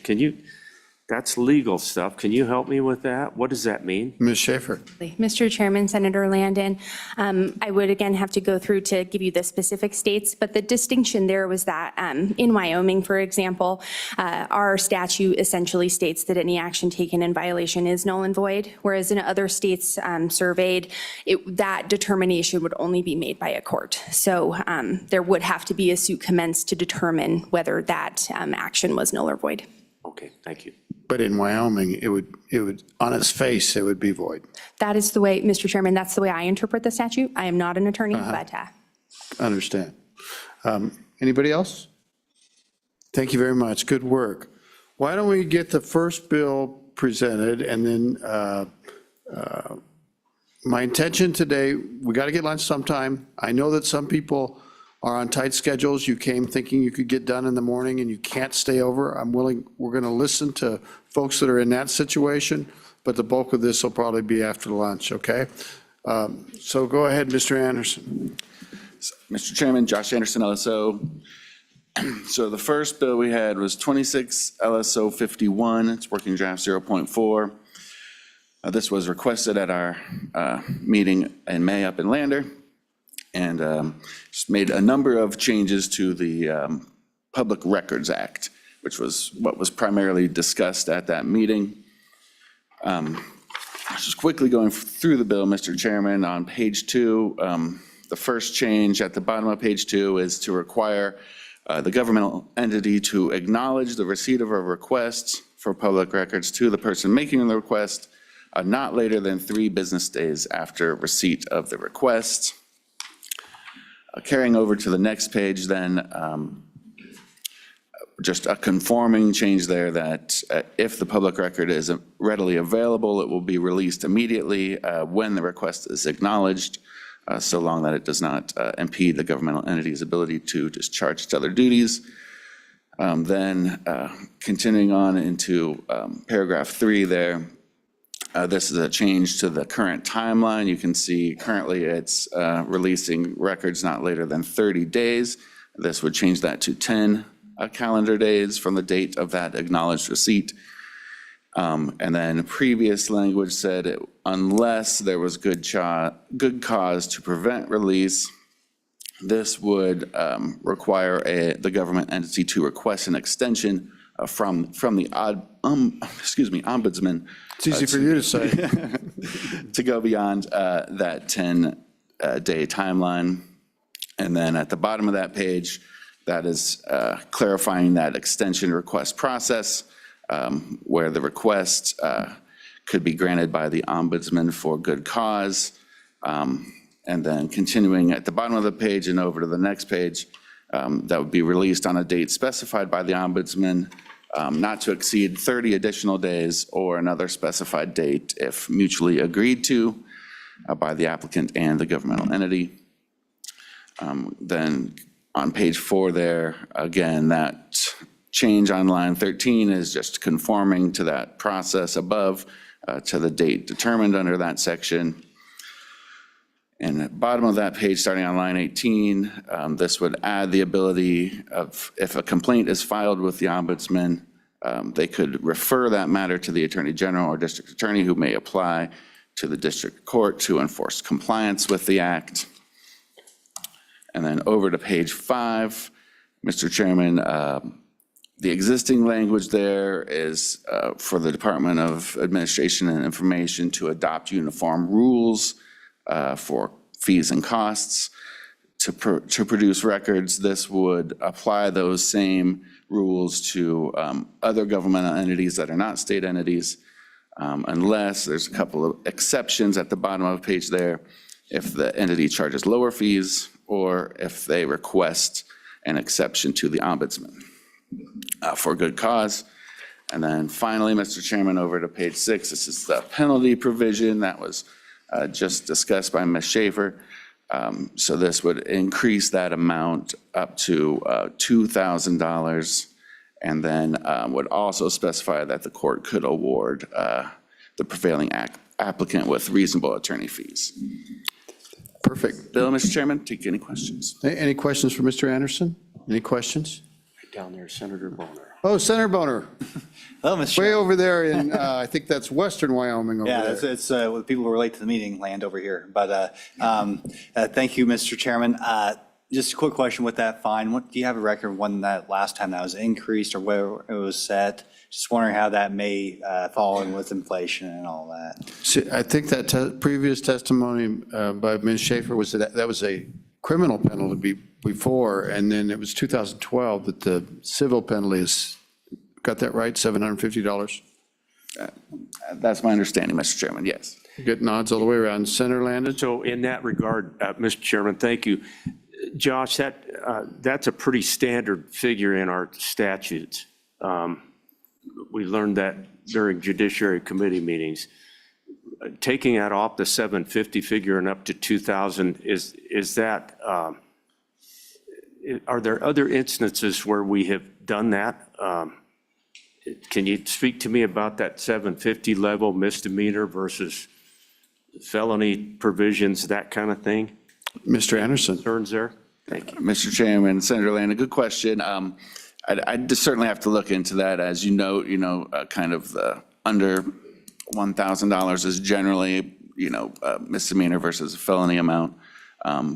But again, this would be a civil penalty and not a criminal penalty. And so I'd have to do a little digging in the statutes and see what the examples are as far as where we have our civil penalties set. This was just a number discussed at that last meeting, Mr. Chairman. Okay. Anybody else? Yes, Representative Johnson. Thank you, Mr. Chairman. I just got a question on page 3, line 5. Won't a bureaucrat always say it's not readily available? I think we might have some testimony on that, but that's what I've heard, and that's the first response. Is there, I'm looking for guidance, how can we light the fire, I guess? I know it's kind of asking him to have an opinion about what a bureaucrat does. Mr. Chairman, it's kind of rough.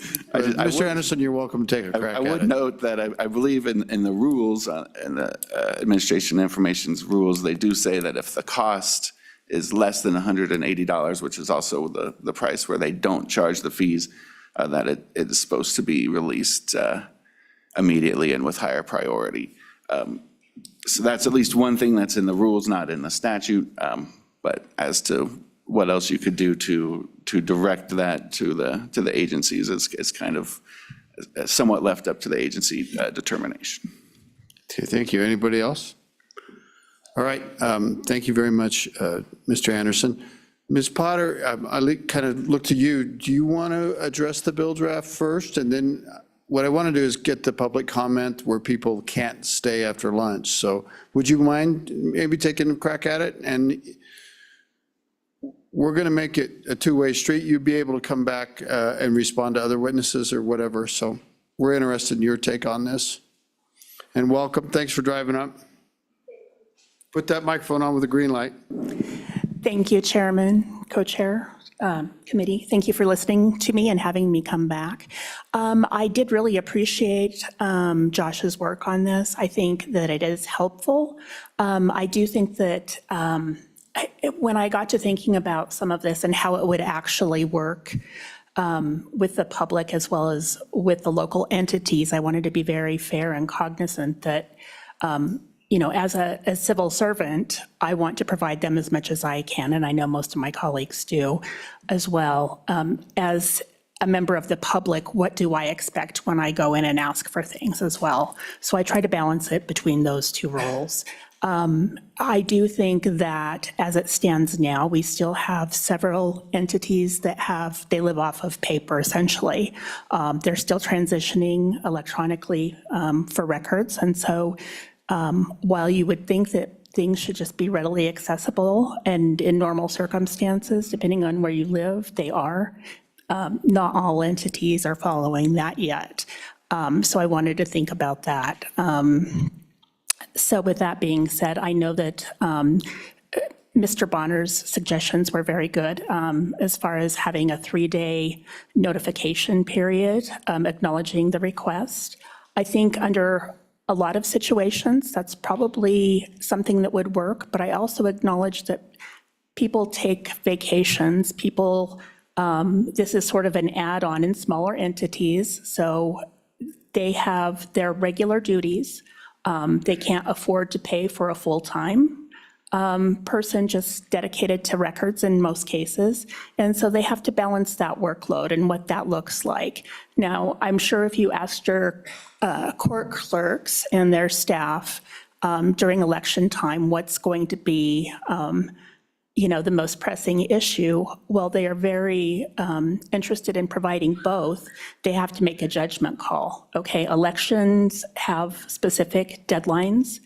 You have to be very detail-oriented, and you have to be very cognizant of what you're doing when you're doing it, as well as public records. However, taking the time away, I think, does cause some challenges if someone asks for something very voluminous during an election or certain cyclical operations going on in the state. It does make it more challenging for them to be able to provide that in a timely manner. So during elections, if you have a receptionist that is serving as assistance with the clerk, they're answering the public in face. They're doing elections and public records behind the scene. And with all their free time, which is probably very little during those, high business timeframes, they're trying to get back to people electronically about their requests and trying to verify. I do know that there is a struggle, when people ask for records, they want to make sure that both parties want to make sure that they are asking for the same thing, right? And a lot of times, it's kind of a rash request, and they don't understand on either side what that may actually look like and what that entails. So there's often back and forth between those two entities, or at least at the very much they should be, when it's not straightforward. And so that too takes time. And I think the citizens deserve to have their transparency and their records. I also think that voting's very important to them as well. So my recommendation is that perhaps we leave the deadlines as they are, meaning 10 days to provide a notice. We're in receipt, especially during those times that are cyclical, and we all know that, there's something big going on. However, best practice is as soon as you can get that in before that 10-day notice to actually acknowledge that, that's when the time frame starts. So, I think it's about best practices, ensuring that everybody understands what's expected with them.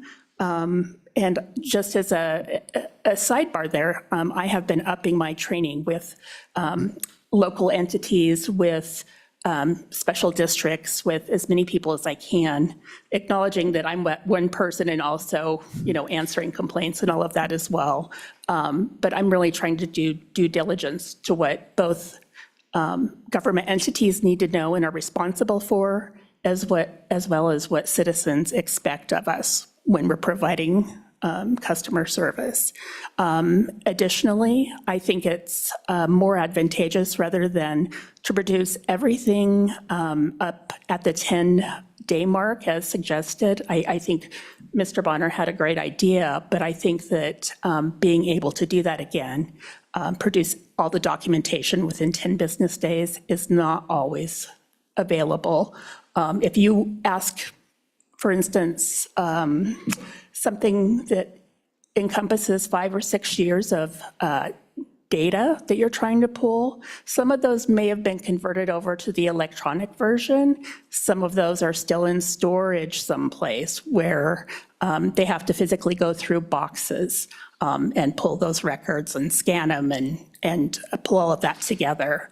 So I think, again, maybe setting best practices about what's expected and acknowledging that if you have those documents ready, you should be providing those as soon as you have them. Best practice, if you have them, if you can complete it all in 10 days, that's what you should do. You shouldn't be holding on to those requests to the 30-day mark. You should be providing the service that you need to provide in a timely manner. There are situations that it takes longer. And I think that's, unfortunately, it's just part of what we're all trying to do is make everything work, right? We have less money, we have less staff, but the public depends on us to do our jobs and to be thoughtful about what we're producing and the timelines, because they need those specific things in a timely manner. Some could be using them and under another timeline we're unaware of. But so no later than 30 days would be my suggestion to keep that, except in very, very rare circumstances, if it goes beyond that 30 days. I know I'm jumping the gun just a little bit, but I do think that Josh did some great work trying to work between the two bills and do them both a little justice. I too recognize that much of what you all are doing also in other committees and other pieces of legislation that you may be working on could also impact public records. And my best thought is that it would behoove us to make the most of this revamp because, things are going to change. So let's do the due diligence, possibly a steering committee or some sort of committee just to make sure we have all of our ducks in a row and we can cover things that come up that move forward, into, things that get accepted and pushed forward for more consideration. I'm not a talker. Like some water? We could probably Excuse find me. some. We're going to work on that. I'm good, thank you. But I do think it's bigger than just these particular issues that were addressed. Certainly those three are some of the ones that the public are most interested in, but I think that there are other items that might be more important. Definitely the fees, because I do think that as of yet, I've been pushing entities, generally local and special districts, to have policies in line so that people know what they're going to encumber when they request records. So I want them to know what they're requesting, how much roughly it's going to cost. I'm finding that some districts or local entities aren't providing estimates. They are just moving forward with a request and springing that. Thank you, Katie. And springing that on the consumer, which I don't feel that's fair. I think some entities take excessive liberty in what they charge, and I want to see that addressed. So I think that there are very core issues that also need to be addressed with this. These are certainly a couple that are probably low-hanging fruit and can be, taken care of. And I appreciate that we might be able to make some progress with this. It's not that I'm dissatisfied with that. I just want to bring the bigger awareness that there are other issues that really impact them as well. By them, I mean the citizens. And I think that we need to take a look at the whole process. Things are changing, times are changing. If we look at just recently the newspapers that just pulled out, and thankfully someone was able to come in. I mean, I know that that's not my realm, but it's public notices. Public notices and all of those things eventually go into public records, right? So I think that there's some other things we need to look at, because I think there is some overlap between those, and let's just do it right.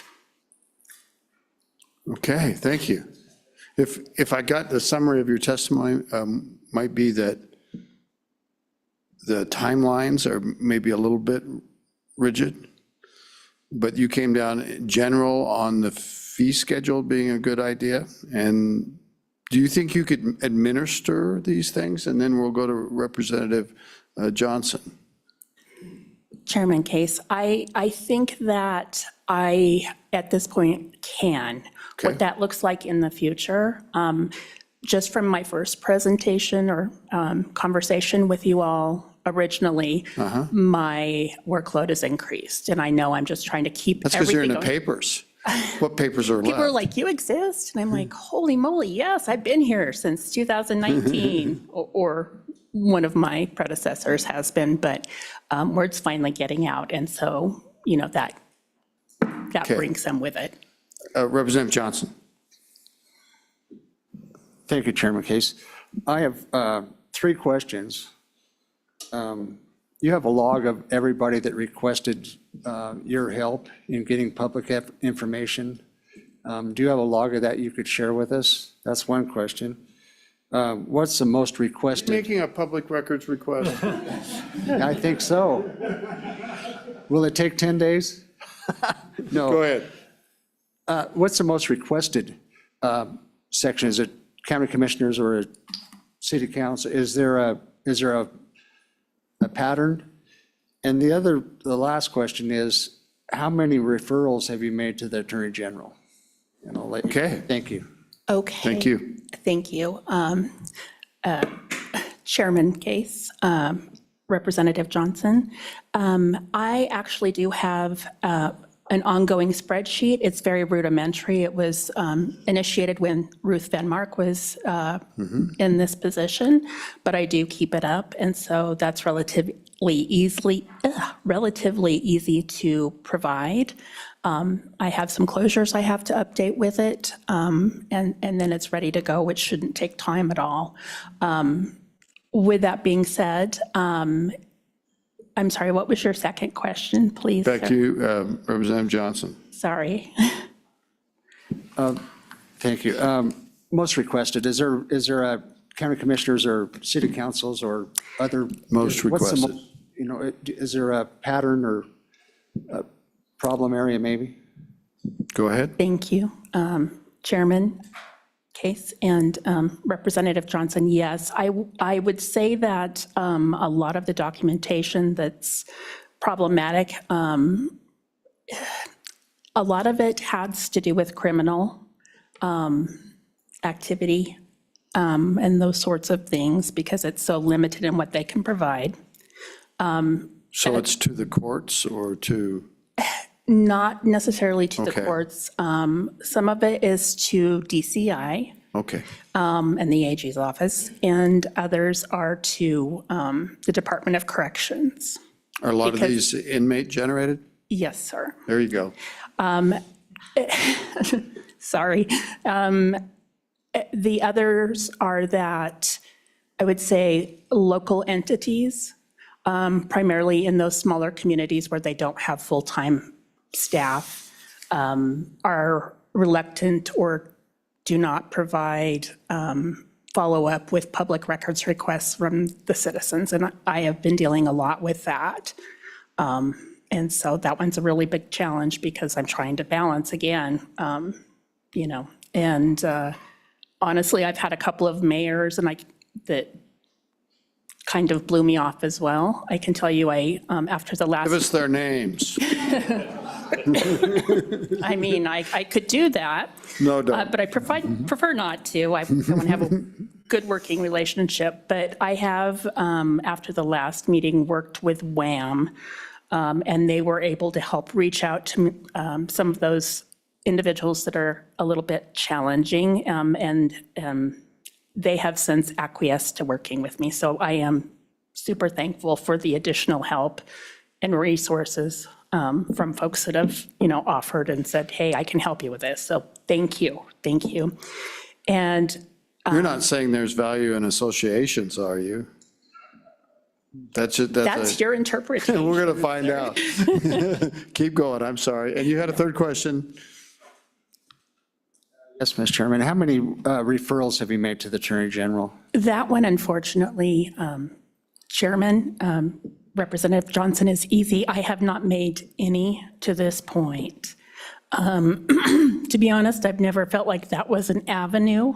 I have made at least 4 documented cases for individuals to take to district court. And they have, and there are at least 2 entering the court system now. Okay. One more. Just follow up on that. I mean, you would give them the documents to take somebody to district court, but isn't the Attorney General supposed to be on our side and go through this first? I just request that you have more referrals and go to that route first instead of putting the burden on the citizens. You can answer that if you wish to. Chairman, Representative Johnson, I do appreciate that, and I think that is, that's a venue I would prefer, frankly. I can tell you, however, that there have been a lot of changeovers within the Attorney General's office, and they have always been very helpful and very respectful, but they are not plentiful. I can tell you I've been through about 5 or 6 AG reps in 3 years, and their caseload, I am usually, just to keep everything non-biased, is someone from their contracts unit. And so, as fiscal deadlines occur and those sort of times, it's a little bit harder to get someone to be able to spend the time that's needed to help me do that or to take that on. I Gotcha. don't know that it's impossible. I won't say anything's impossible, but I think that there's going to be some maneuvering that will be necessary in order to make that work. Okay, now, just by working this, how about if we bring Ms. Potter back after lunch? And let's get public comment only from folks that would not be able to join us after lunch, that may be here in person in this meeting and we're intending on being, is that all right, Ms. Potter? You'd be okay with that? So I'm going to open it up to public comment for folks that are present here that couldn't join us after lunch. And I see two gentlemen here. Did we have lunch already? I don't remember. I'm trying to spin. Look at these guys. Green light, push that down, get a green light. There you go. You want to go first? Fire in the hole. Go ahead. Chairman Case, thank you for accommodating us. And you got to introduce yourself. Oh, yeah, okay, sorry. I'm Victor Miller from Cheyenne. And I had a thought to kind of maybe take a step back and look at this. It's one thing to, talk about, is it 7 days or 3 days or 10 days, and kind of get into the minutiae of the actual bill. This is an old law. Y'all have rewritten it, a handful of times in as many decades. And to be honest, it's a good law. It's and there's great case law behind it. Always lend yourself towards transparency and always keep in mind the intent of the law is to foster openness and stuff like that. If there was a extraterrestrial being that got beamed into our existence right now and took a look around, they would say, oh, these public records are the citizens' public records, and they can ask for them. Great, that's great. And we'd have to explain to it that, well, it doesn't quite work out that way. And what it comes down to is that something gets broken down along the way when you try to get a public record. And that was showcased in the Powers case beautifully. And it got me thinking that there's another case like this that your colleagues in the judiciary are dealing with, where they want to get the library books moved off of a certain shelf, and a portion of the government doesn't want to do that quite openly. And so they have come up with a solution after thinking about that problem. And I think that kind of mirrors the problem we're dealing with here. You all want openness in government, and we're kind of running into roadblocks. It was twice now the ombudsman has testified that they tell her to her face that they don't care about the law and they blow her off. And so I think it's kind of time to bring out the big guns. And so I suggest mirroring what the Judiciary Committee did over there to overcome what they see as an unwillingness to do what they're asking. And that's that $50,000 fine that is available for anyone to bring. And in that testimony the other day, someone said, well, are you incentivizing people to bring lawsuits? And I say, yes, we should be incentivizing heavy-hitting lawsuits that really change the culture in these governmental organizations towards openness. And believe me, if that library bill passes, there's not going to be a lawsuit that comes around, because the bosses and the boards and the culture will change, and that exposure, which is millions of dollars and can really hurt a budget, will be so big that it'll have to change, and they'll close that attack vector, and then the legislatures or the lawmakers will get what they set out to do. So public records is just as important in that, and so I think if y'all really want to get the records into our hands, you need to do something big like that, and I encourage you to do so. So thanks for hearing me out. Would that be to change the $2,000 to $50,000. Is that what you're suggesting? Just trying to be clear. Mr. Chairman, yes, and I believe that you need to put it where it counts, and that's on the institution. So that $50,000 fine goes to the institution, the board of the library. It doesn't go to the employee. The Department of Education doesn't care if one of their employees gets fined $700 or $2,000. They will care if there's real money affecting their line item of their budgets, and there's an exposure there that they'll have to care about. So that's the $50,000, and it's opening up for attorney's fees and damages.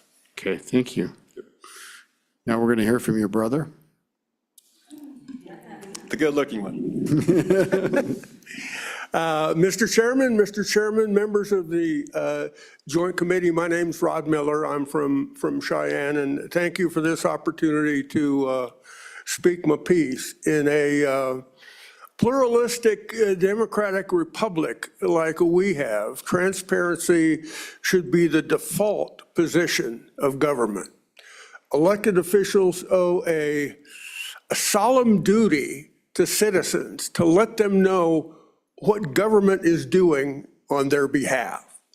Now, there are valid reasons for government to keep secrets from its citizens. Those reasons should be few, they should be finite, and they should be clearly circumscribed. Beyond those reasons, transparency should prevail. And I'm of the opinion that protecting the egos of elected officials is not among those valid reasons for embargoing public information. The revisions to the Wyoming Public Records Act that y'all have presenting here, I think are constructive and improve the act, but I don't think they go far enough. I also add that the legislature opens itself up to valid criticism of hypocrisy if it exempts itself from the Wyoming Public Records Act. That's the sauce for the goose, sauce for the gander argument. In closing, I must say, and with all the respect that I can muster, that the behavior exhibited toward former Speaker of the House and my fellow columnist, Tom Lubnow, was beneath the dignity of the Wyoming legislature, and it did not go unnoticed. Are there any questions? Thank you. Any questions for either one of the Millers? Any questions? Thank you very much. Thanks so much. Okay, is there people online that can't rejoin us after lunch? And I think that Mr. Russ had his hand up, so we'll jump online and then we'll get to you. Yes, Mr. Chairman, if you'll please reiterate to those online, if they cannot rejoin us afterwards, that would be great. Otherwise, right now, we Yeah. can just have Mr. Russ. Okay, yeah, just for everybody, it's already noon and the committee hasn't had lunch yet. And so you're not going to be very effective. Your best chance is to wait till after lunch. But if you need to speak, go ahead. And Mr. Russ, we'll let you speak. While he's getting in, we'll take your testimony, ma'am. I'm sorry. Yeah, go ahead. Green light, you got to push hard. They're kind of tricky. Thank you. You got it. You gotta want it. If it's okay, as long as you're not gonna have any questions, with me as a mayor, I can maybe answer some of the questions. I would be happy to come back after lunch. Well, that'd be great. Okay, I can do that. Can we yeah. just do that? Absolutely. All right. Is Mr. Russ ready to go?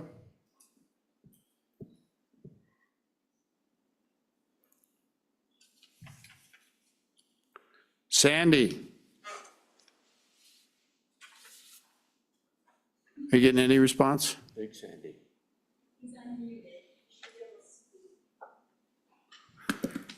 I can try texting him.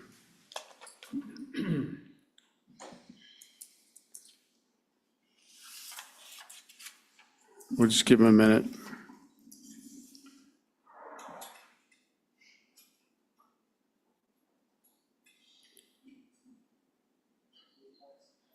All right. I'm trying to call him. Sandy, we need you on the, we can't see you.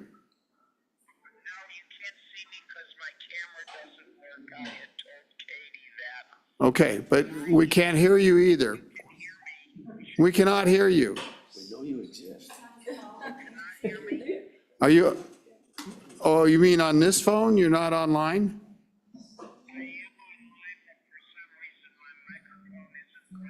Okay. When you can hear me, can we somehow transfer this? Yes. Yes? Go ahead, Mr. Russ. Okay, if you can hear me, here I go. Thanks for the opportunity to address the committee. I want to wholeheartedly embrace most of what the Miller brothers said. Sandy, you got to stop for a sec.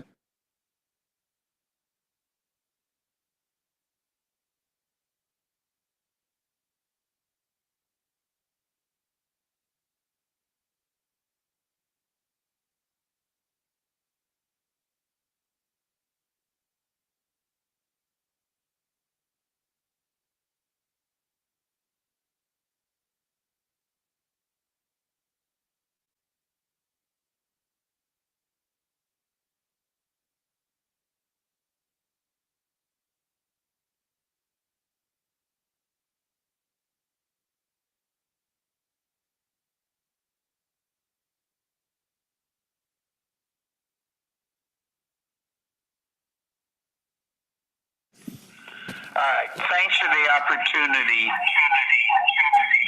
to It's not working.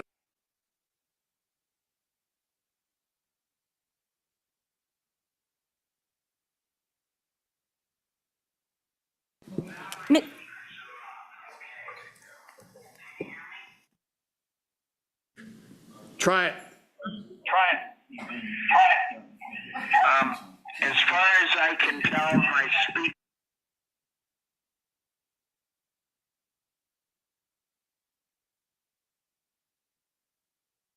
All right, we'll try it.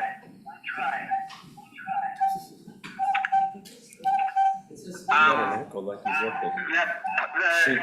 I want. I don't even know how to handle this, you guys. I'm sorry. No, I'm not, and I didn't mean to do that. What's your suggestion?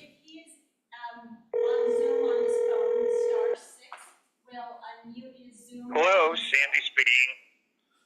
I'm going to give you to Katie Talbot. Hold on.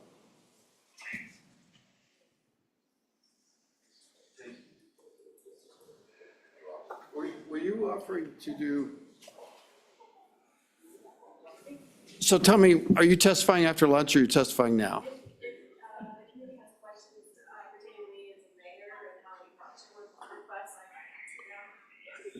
I'd say let's do that after lunch, okay? So you can stand down if you want to.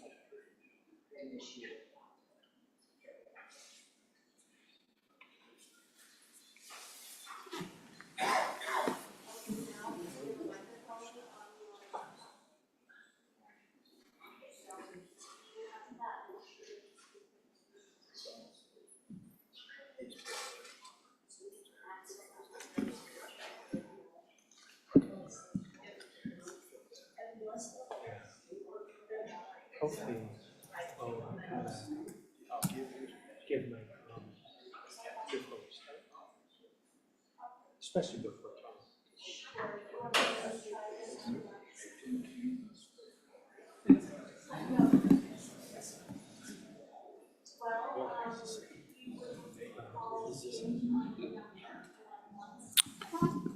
Everybody's going to try, it sounds like he's going to try again after lunch. Is that right, Katie? Okay, so we're going to take a break for an hour. So it's 12:40. We'll try to start again at 1:40. Thank you. We're adjourned. We're in recess.